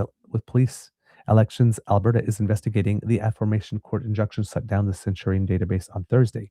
Later that same day, Elections Alberta issued its timeline of events. On April 27, 2026, credible information was obtained suggesting the Centurion Project may be in possession of the list of electors provided to a registered political party that was a legitimate recipient of the list. Inquiries into the validity of this information began immediately. On April 26th, the chief electoral officer wrote to individuals associated with the Centurion Project to advise them that if they were accessing a list of electors, they must immediately cease and desist. On April 29th, representatives from Elections Alberta, supported by members of the Edmonton Police Service, attended a meeting of the Centurion Project Limited being held in Edmonton to ensure the cease and desist letter was received. Event organizers were once again advised, and a copy of this directive was personally served to a representative of the Centurion Project to immediately cease and desist accessing any information contained in the list of electors. That all sounds like a fast, impressive response, but here's the thing. That summary is missing a few damn dates. Like, say, March 31st. That's when someone reported to Elections Alberta that the Centurion Project appeared to be getting promiscuous with the voter file. On that date, an email was sent to Elections Alberta titled, quote, "Need to report possible violation, urgent."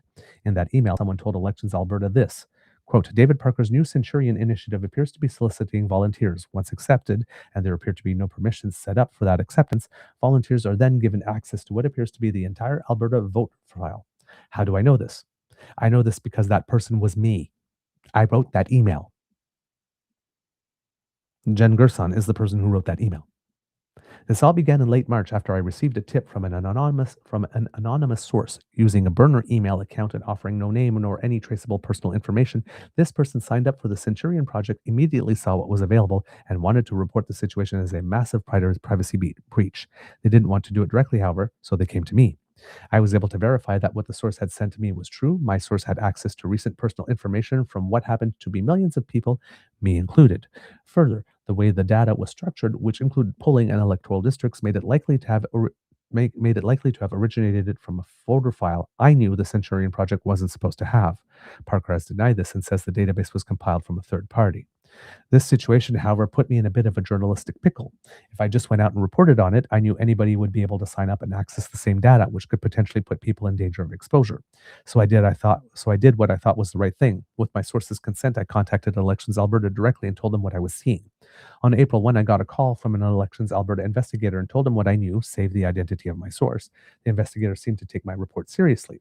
On April 10th, I received a notice of outcome, which I have attached below, and that was the thing where I mentioned here that Elections Alberta said that there was nothing there for them to look at unless they had unless she had more evidence to support. As you can read for yourself, the Alberta Election Commissioner, Paula Hale, said that while the evidence I provided was, quote, compelling, she couldn't conduct further investigations because there was no proof that the information Parker compiled wasn't gathered through legal means. Gloss over for a moment the privacy implications. Instead, stop and just examine the logic of this dismissal. Even though the evidence was compelling, no further investigation into whether or not data was legally obtained could be done, for reasons. Now, I don't claim to be no criminal genius, but that don't make no damn sense. If you have compelling evidence of a crime, you do not investigate said crime because it's possible a crime wasn't committed. You look into it.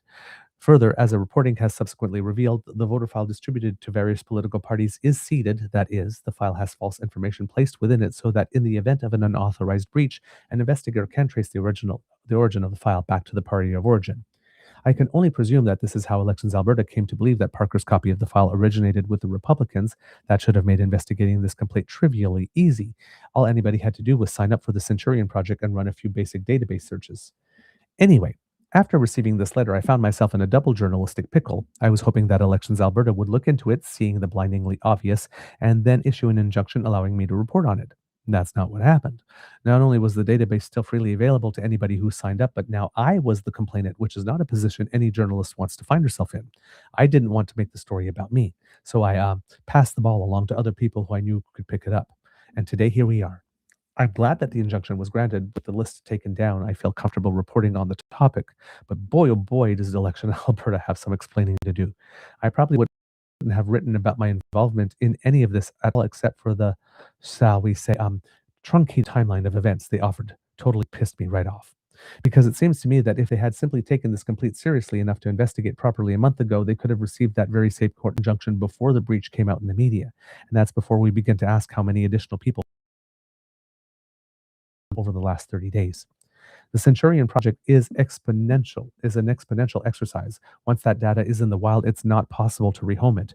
The injunction demanded that both the Centurion project and the Republican Party identify every single person and entity who had access to that information, along with contact information. All I can say is, good luck, guys. My source was able to gain access to the partial file with a burner account. I highly doubt these guys even have that information to turn over. We simply have to operate under the assumption that basically anyone in the province, no matter how unhinged may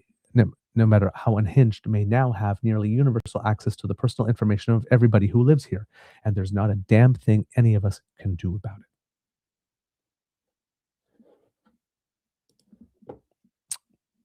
Yeah, that's frightening.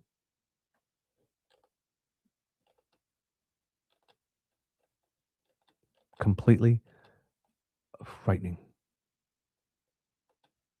Wow. There are people wondering if the information contained in the data can be used potentially to forge signatures on a petition. Mr. Lukaszuk says it's possible, but there's no evidence of that. I'm certain that Elections Alberta will be awake to that. I'm sure that the people doing the verifications, they might want to do a little more intense than usual verification there.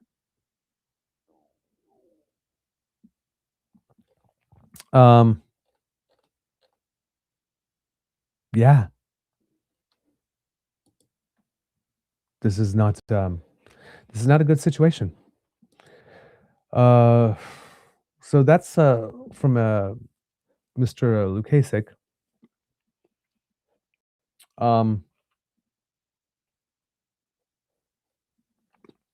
With regard to the breakdown itself, our friends there, see if they have any additional things that they can add. A lot of them was following what Mr. Lukaszuk was saying, because clearly he was setting the tone here. The breakdown from their DMs, somebody sent this to their DMs. Allegedly, the elector list was obtained by the new Centurion project that none other than David Parker had been organizing, and was accessible to their members and volunteers. Okay, that's part that we knew. Then again, I mentioned here, both David Parker and Marty, quote, "I'm racist, but whatevs, Belanger," appear to now be implying that their database was built from a phone book. Anyone know when the last time a phone book was printed? So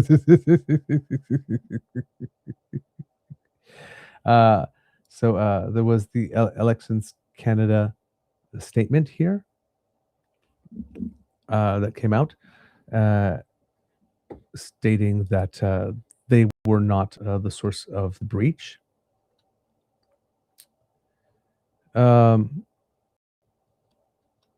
Then coming to the same conclusion I did here. Hey, are there any separatist parties in Alberta whose leader has ties to David Parker and are also openly separatist party? Okay, there's two, but not the UCP this time, probably. Let's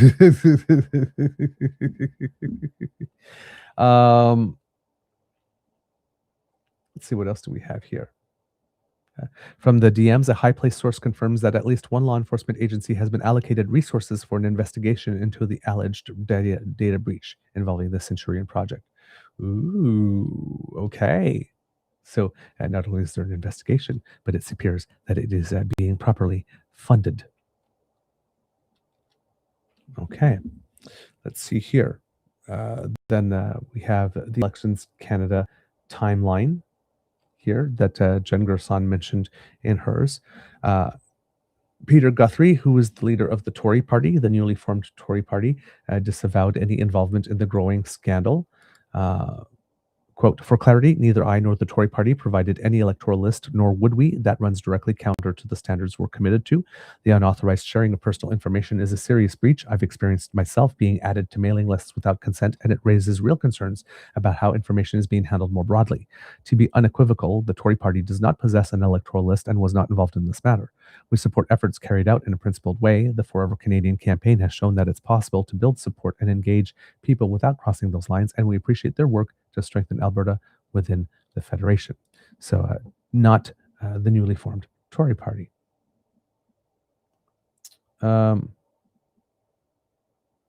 Centurion Projects provides a statement to the CPC saying the app was strictly used by volunteers. I made an account and access database in 30 seconds, and that a third party provided the data. It says it will comply with the investigation. This is by Jack Farrell. I'm not sure if he was the person that made that originally made the account, as talked about by Jen Gerson, but could have been somebody who did follow it afterwards and did it. He's a Alberta legislative reporter for Canadian Press News in Edmonton and a former City Hall reporter for the St. Albert Gazette, who made this statement here. Let's see. Of course, Alberta Premier Danielle Smith is outside of the country as this is happening. According to the CBC's Janet French, as details emerge about the alleged misuse of voter information, we have yet to hear an official response from the Alberta government. Gee, I wonder why. Premier Danielle Smith is on a 10-day tour of Europe to promote trade and investment. This morning, she participated in a fireside discussion at the Chatham House in London about energy, critical minerals, defense, and technology, according to a government news release. In response to questions about the potential misuse of voter information and privacy implications for vulnerable people, the press secretary for Alberta's Justice Minister referred questions to the United Conservative Party.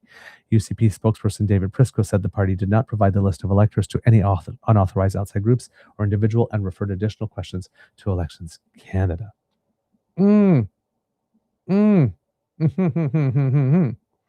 According to Josh McLean, he says he was in Calgary's University District about 18 hours ago, getting reaction from people on the street about this story. There's been a common thread among the responses, shock and anger that voter information was shared without permission. People are confused as to how this information was accessed, and they're not happy that the information was available so easily. The people I spoke to want to see consequences for those involved in accessing the list of electors.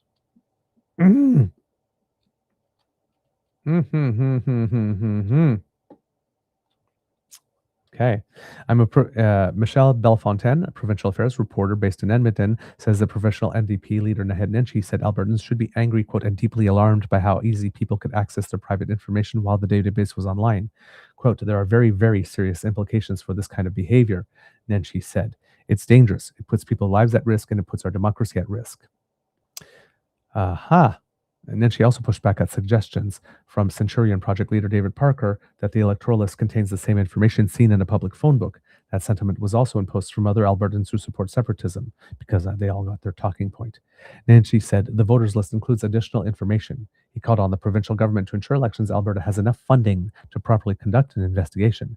Quote, every single Albertan who votes has had their personal data breached by these people, he said. This is not a joking matter. In an interview with the Canadian Press, the leader of the Republican Party said it hadn't received official communication from Elections Alberta, but Cameron Davies said the party has issued a notice to the Centurion Project that any information the group may have allegedly received if it came from the party is not to be used. Quote, we were proactive on that before the injunction today and will be fully compliant with Elections Alberta, Davies told the Canadian Press. Sure you will.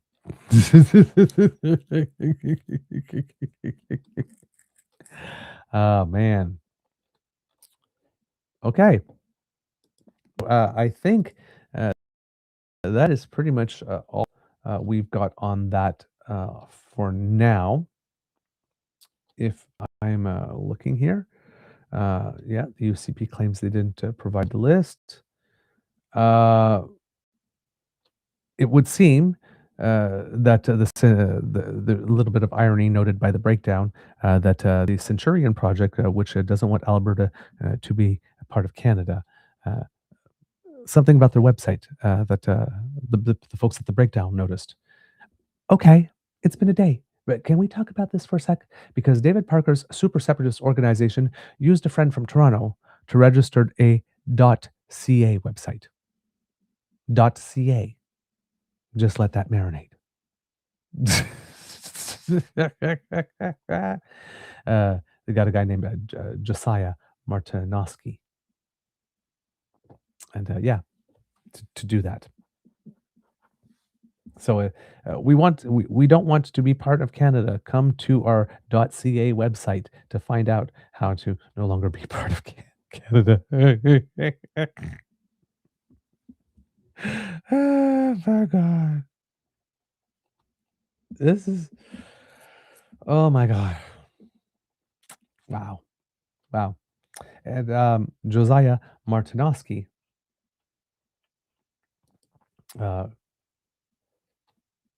apparently lives in Ottawa, has worked extensively with federal conservatives. Take Back Alberta follows him. Parker's wife follows him. He retreats Parker. He follows Cam Davies. And it seems here that the fact, the breakdown, went to Mr. Martinowski's LinkedIn because it seems that Mr. Martinowski thought him to delete his LinkedIn profile. He may have deleted other socials from what we've seen, noted. Again, I have no way of verifying myself whether or not he did, but that is the allegation. But according to the breakdown here, there's a photo here that involves a whole lot of people and says, fun fact, even when you delete your LinkedIn, search engines retain content for a while. Anyway, here's the pic. Yeah. I believe Hamish Marshall is in this pic. And Danielle Smith is definitely in this pic. So is Mr. Martinowski, of course.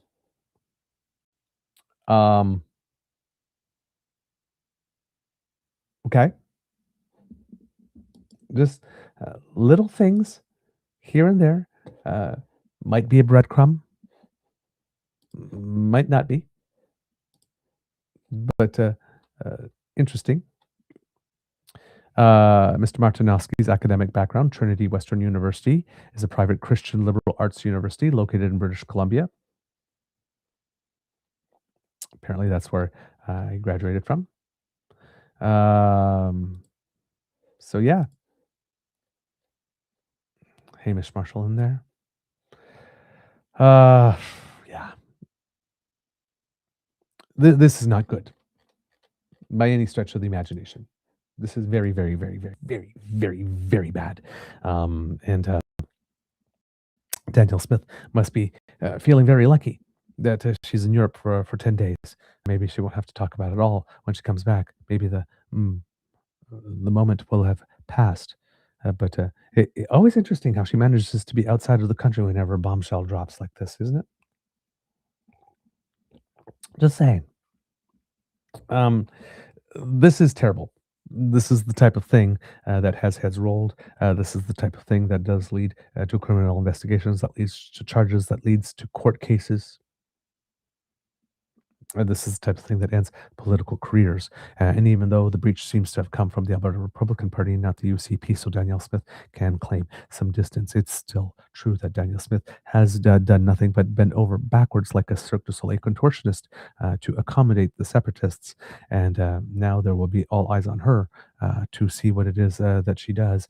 And whatever she does is probably, unless she decides to let it all slide, and because she thinks that she has enough of a cushion to do that and not take the hit and lose as a result of that. I guess she could try that, but it seems that this is the type of thing like a freedom of information request, a ban that breaks through and that people can understand. Everybody understands what it is, what it means to have their private data leaked. Everybody can understand sloppy. And given that the separatism movement has about 27% support, and the UCP has 49% support.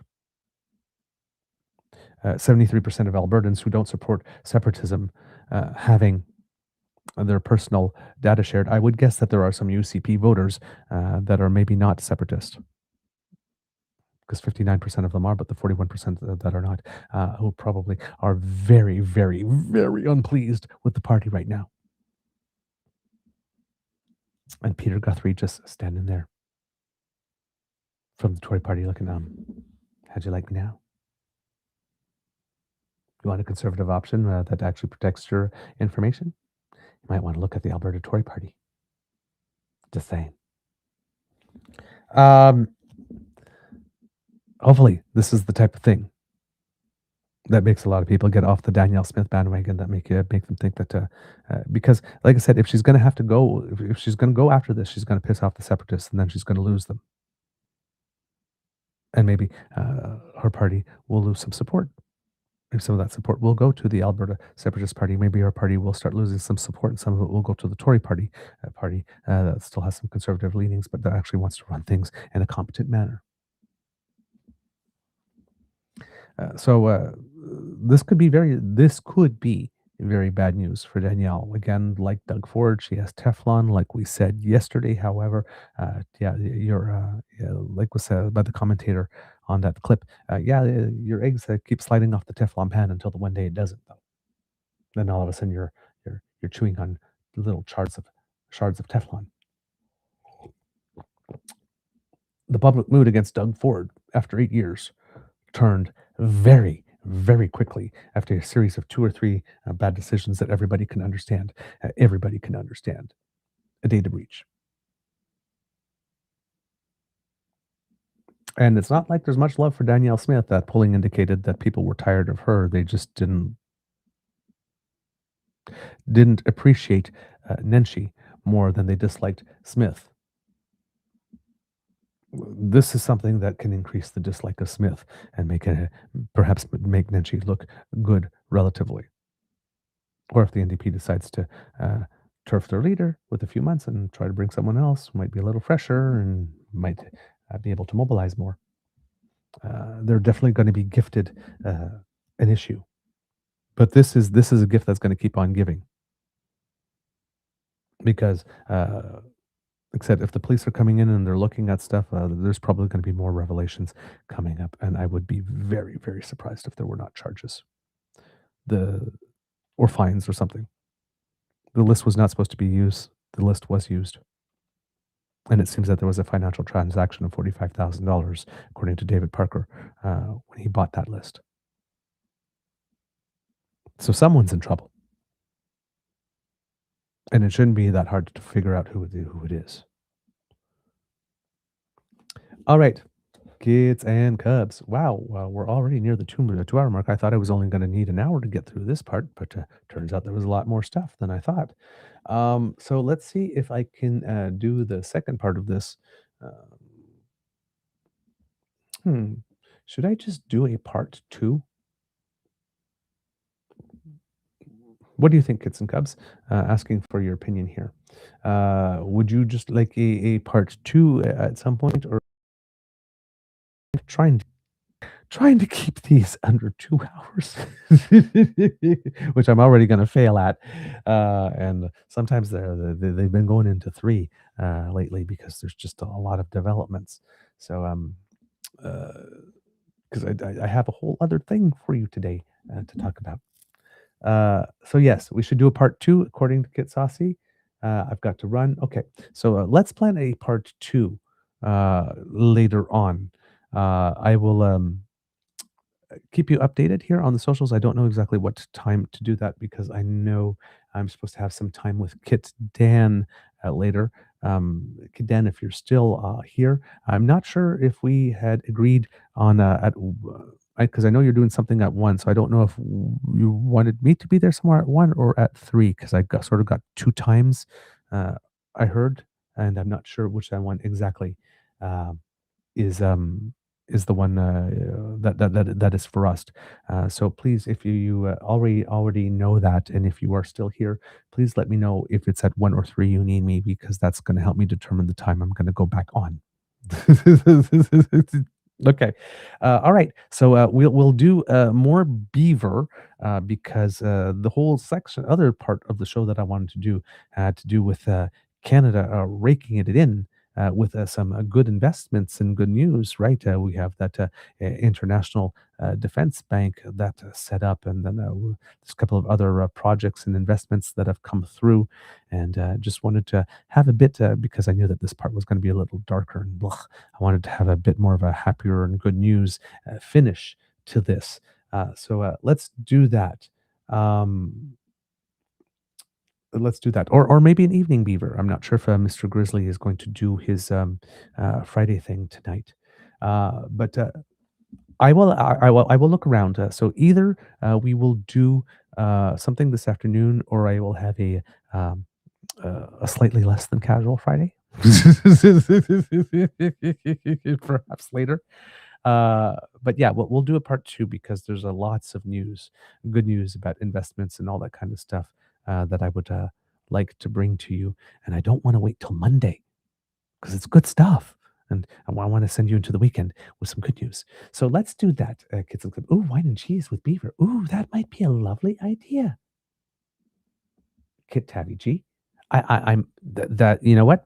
I'm putting it in filing cabinet number 13 up here. I hope it doesn't get lost. uh, Bear and Beaver tonight. If I can get Mr. Grizzly. Okay. So let me, kids and cubs, go off and work my I fortunately know a little magic. It's a talent that I always have possessed. And see if I can come up with another show for you poor unfortunate souls.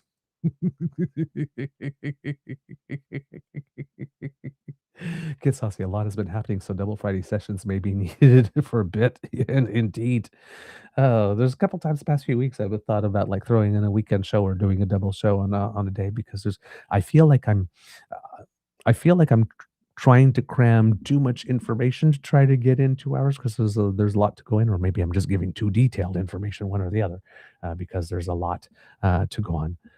But yeah, uh, okay. Let's arrange to have another little rendezvous later on today, because as Kit Linda M says, wonders what wine pairs well with Beaver. Ooh, that's a good question. I'm gonna guess it might be a rather, since we do incisive political commentary, probably a rather toothy red.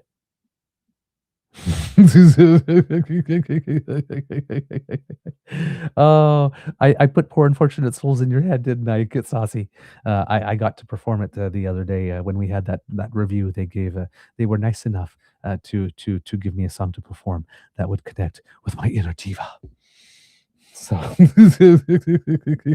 it was for the kids. So, you know, I was able to put on a little bit of character and have a little fun. And for some reason, it really fits well with my voice. For some reason, even though it was written clearly for female voice, but slightly lower. But yeah, I can really knock that one out of the park. And for some reason, I don't know why when I sing it, I get British, which is kind of weird.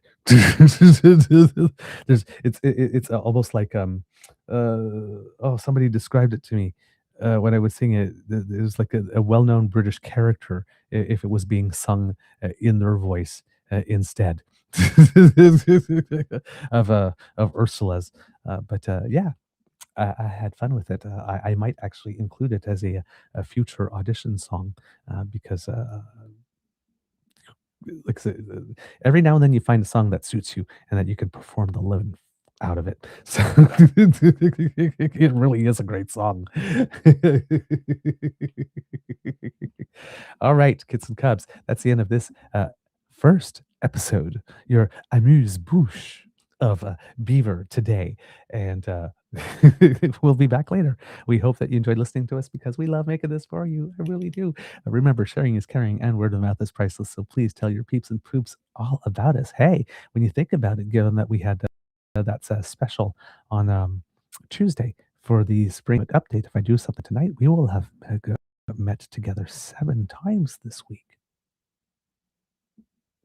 My Beaver Sweetie's going to start asking questions. Just saying.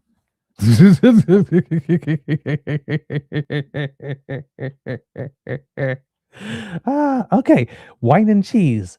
Either later this afternoon or tonight. I will give enough heads up. I will promise to give at least like an hour or 2 heads up, not just like 5 or 10 minutes, and set a time so that people can go out and do their shopping and pair the perfect cheese with the perfect wine. Hey, maybe go out and get some crackers too, because you are what you eat. And and we'll have a little bit of a time this later on today, celebrating some good news in terms of investment and growth and stuff like that for Canada. All right. I think that's a good idea. Thank you. Yeah, thank you for saying yes. So that's the end of this episode. Please share our content, especially if you share it with a little bit of what resonates with you, because that is, or how it resonates with you, because that's advertising we cannot buy. It's very priceless. If you would like to help us, kids and cubs, one of the ways you can do that, Kid Jillian, I always stay away from wine because it tastes like more. I know, but more is such a lovely taste, isn't it? Mm, I'm like that with cake. It's like sitting there and we're like, there was a whole cake here a while ago. I don't know where it went. Oh yeah, my tummy got lonely and needed friends. All right. If you would like to help us in other ways, kids and cubs, there's two ways you could do that. One is by scanning this QR code, which will bring you to our YouTube page if you are not already there, and you can scan that. And there you can smash with our buttons, like, share, and subscribe. Please smash with them now so you don't forget to do it before you leave, as Kit Elaine would advise. Sometimes if you smash early, I wish I could offer this to you for the people who smash early, an opportunity to smash again later near the end of the show, but we're only allowed to smash once per show. I don't make the rules. If I made the rules, you would be able to smash all you like because, well, I'm a giver. I just am. So if you would like to scan that QR code, like, share, and subscribe, it helps us with the algorithm, particularly subscribe, but all of them do. And of course, if you are watching on your phone and you happen to not be watching live and you have the opportunity to hand us a little hype points, and I noticed some people in the chat said that they gave us some hype points for the first time not too long ago. Thank you. Thank you, thank you, thank you. It's a program that was recently established by YouTube to get some additional visibility to smaller audienced initiatives such as ours. So we thank you, Kids and Cubs, for everything that you do to help promote us. Now, Kids and Cubs, if you would like to help us in other ways, we do incur some costs to bring the show to you. And please, we really, really do need your help and are grateful for it. So if you could, Kids and Cubs, a donation to the Eager Beaver Lodge's Emergency Hydration Fund in order to keep us going would definitely be appreciated. And you can do that by scanning this QR code here, there, to our coffee page or the hydration fund. That's coffee.com/eagerbeaver, all in one word. And there you can leave a one-time or a recurring donation if you would like. We thank you so much. You can also, we're started posting our shows there and stuff like that as well. So in case you ever miss an episode and for some reason our YouTube page is not accessible, you will be able to find them on our coffee page as well. There you go, Kits and Cubs. Please, if you can, make a donation. Everything that you donate does go back into the show. And when you donate via a coffee, we get 95 to 97% of your donation. You can also donate via YouTube with our super chat functions and memberships and other types of stickers, for example.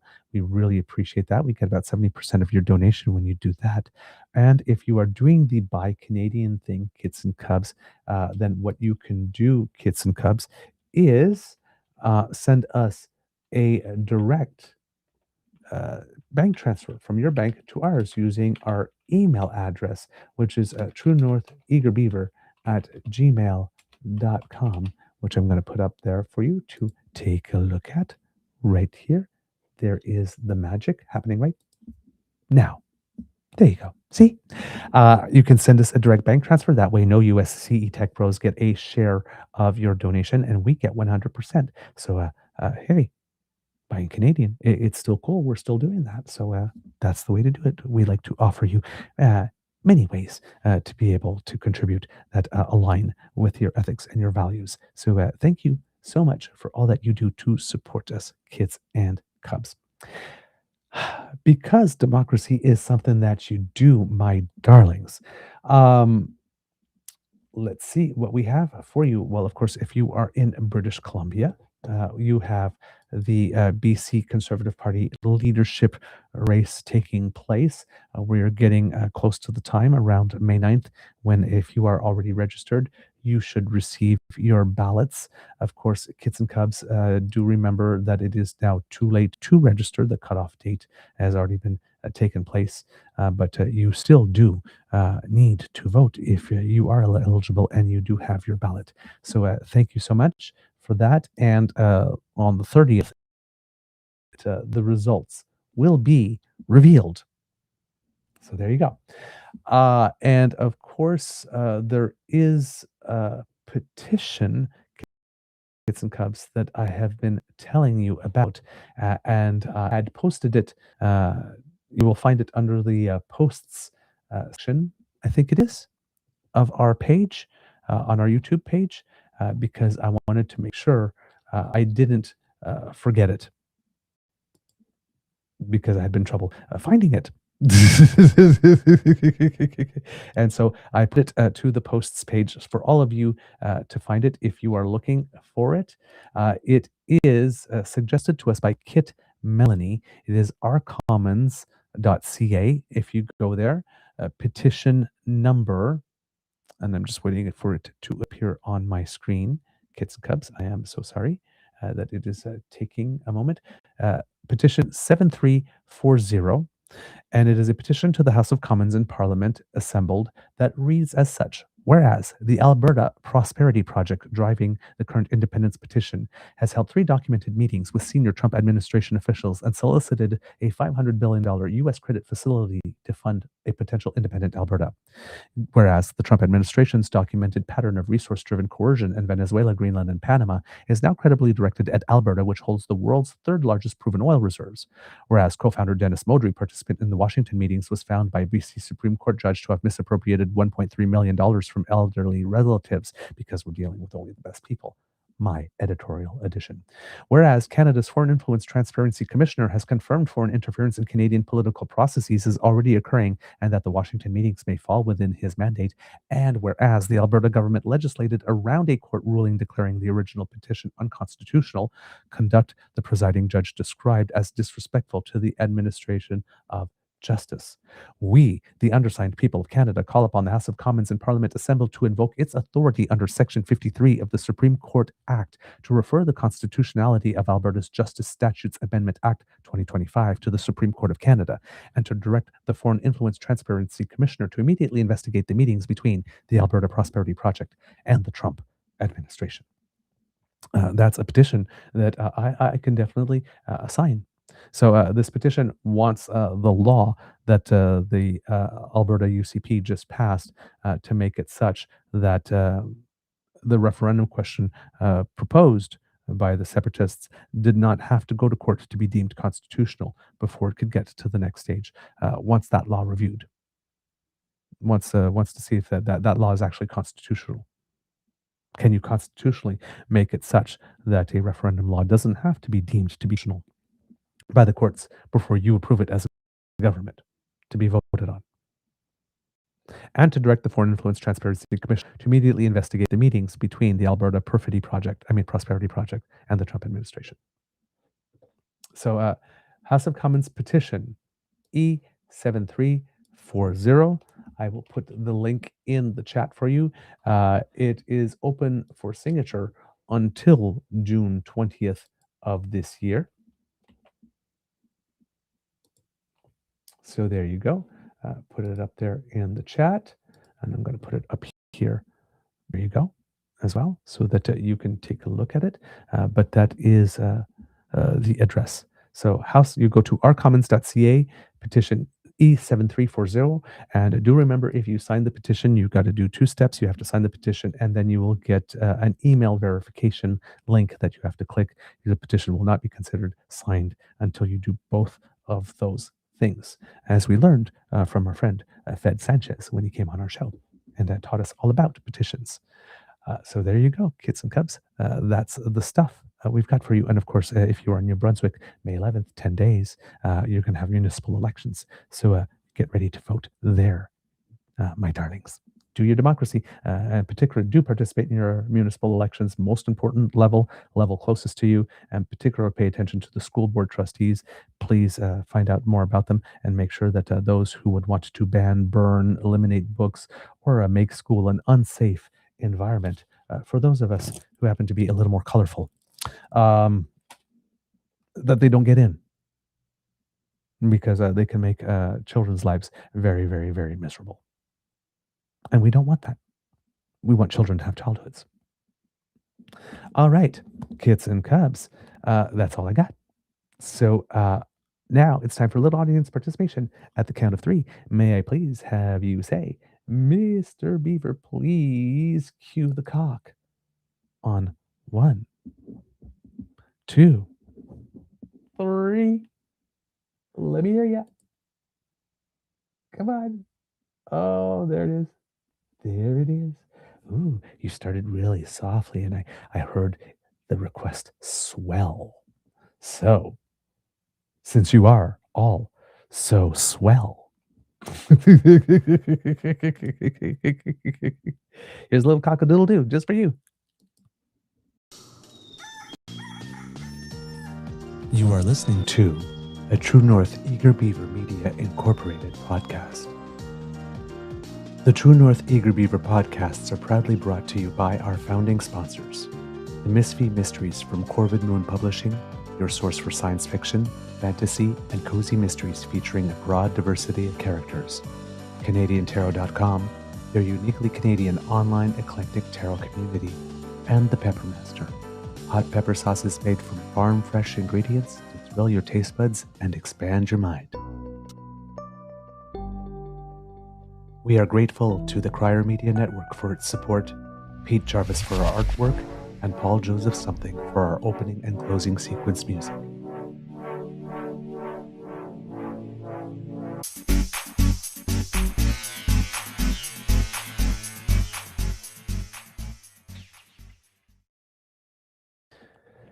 All right, kids and cubs, a little bit of news about some Canadians who make us proud. Just as we had to offer our thanks to the Ottawa Senators for giving us at least a first round, we also have to give our thanks to the Edmonton Oilers, who unfortunately were not able to make the miracle happen, lost 5-2 to the Anaheim Ducks, and therefore eliminated, which leaves us only already with the Montreal Canadiens, Canada's national team, in the Stanley Cup playoffs, who are going to try to seal the deal in the first round tonight at 7 p.m. Eastern Time against the Tampa Bay Lightning. Montreal 3-2 in the series after a very exciting match. On the 29th, that finished with Montreal up 3-2. All the matches have been one-goal matches in this series so far. And I believed, yeah, I think the first three went to overtime. I might be wrong on that one. A very tight series. And the Ottawa Charge yesterday played the Boston Fleet, and although the Ottawa Charge were leading 1-0 after a while, the Fleet scored two relatively quick goals later in the match to win the first game. So the Ottawa Charge down 0-1 in that best of 5 series with the PWHL. The Toronto Raptors also lost their the fifth match. So the Cleveland Cavaliers are up 3 matches to 2 for what could potentially be the final match tonight at 7:30 if you are watching the Toronto Raptors. And if you are following the Canada Super Basketball League, the Sudbury Titans won the trophy against the KW. No, the Sudbury Fives against the KW Titans in a very close Game 5 because it was at 2-2. That ended 90-89 by 1 point. The Sudbury Five came back from 2 down in the series to win 3 in a row and take home the champion. So that's some good news. At the World Hockey Championships for under 18. Unfortunately, the match that we were looking at while we were live on air, that was tied 2-2 between Canada and Sweden at the time, at somewhere in the third period, ended with Sweden scoring 2 more goals in that one, and Team Canada losing 4-2 and being eliminated, unfortunately, from the tournament. That's what I've got for you today and right now, kids and cubs. And therefore, I'm going to say amouri bisous.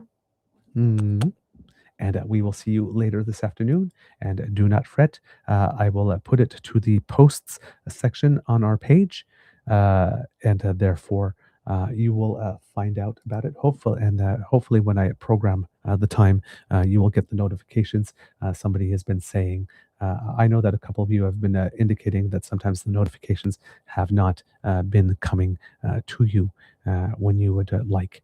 So, yeah, I'm hopefully that will work again, or maybe there's something that changed in settings. I'm not sure how that works, but I will put it up, and I will put it up with at least an hour's notice. I will try to give you two, if I can, so that everybody knows what time and has time to get their things together, and so that we can assemble. All right, with that, I am gone. Have a fabulous Friday, kids and cubs. Oh, you know what? Before I go, just one more thing, because a lot of you may be looking at that, given that a little wild, and you might have some investments. Oh, by the way, yesterday was tax day. If you didn't fill out your forms, get them in as soon as possible, so to have as minimal penalties as you can.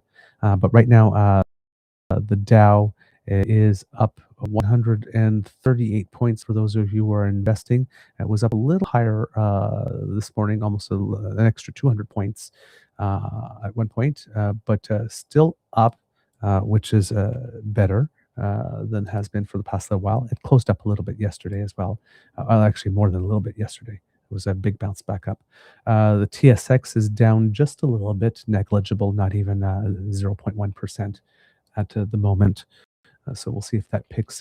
Both of the stock markets picked up over the day yesterday, and gold has opened up $18. So just a marginal increase. And let's take a look while we're at it at the price of oil, because bitumen yesterday or the day before in overnight trading at $120 before coming down sharply yesterday, and is down a little bit more again today. Crude down 3.5% and Brent down 2% to $101.35 and $108.35 respectively. For the traders looking for stuff there.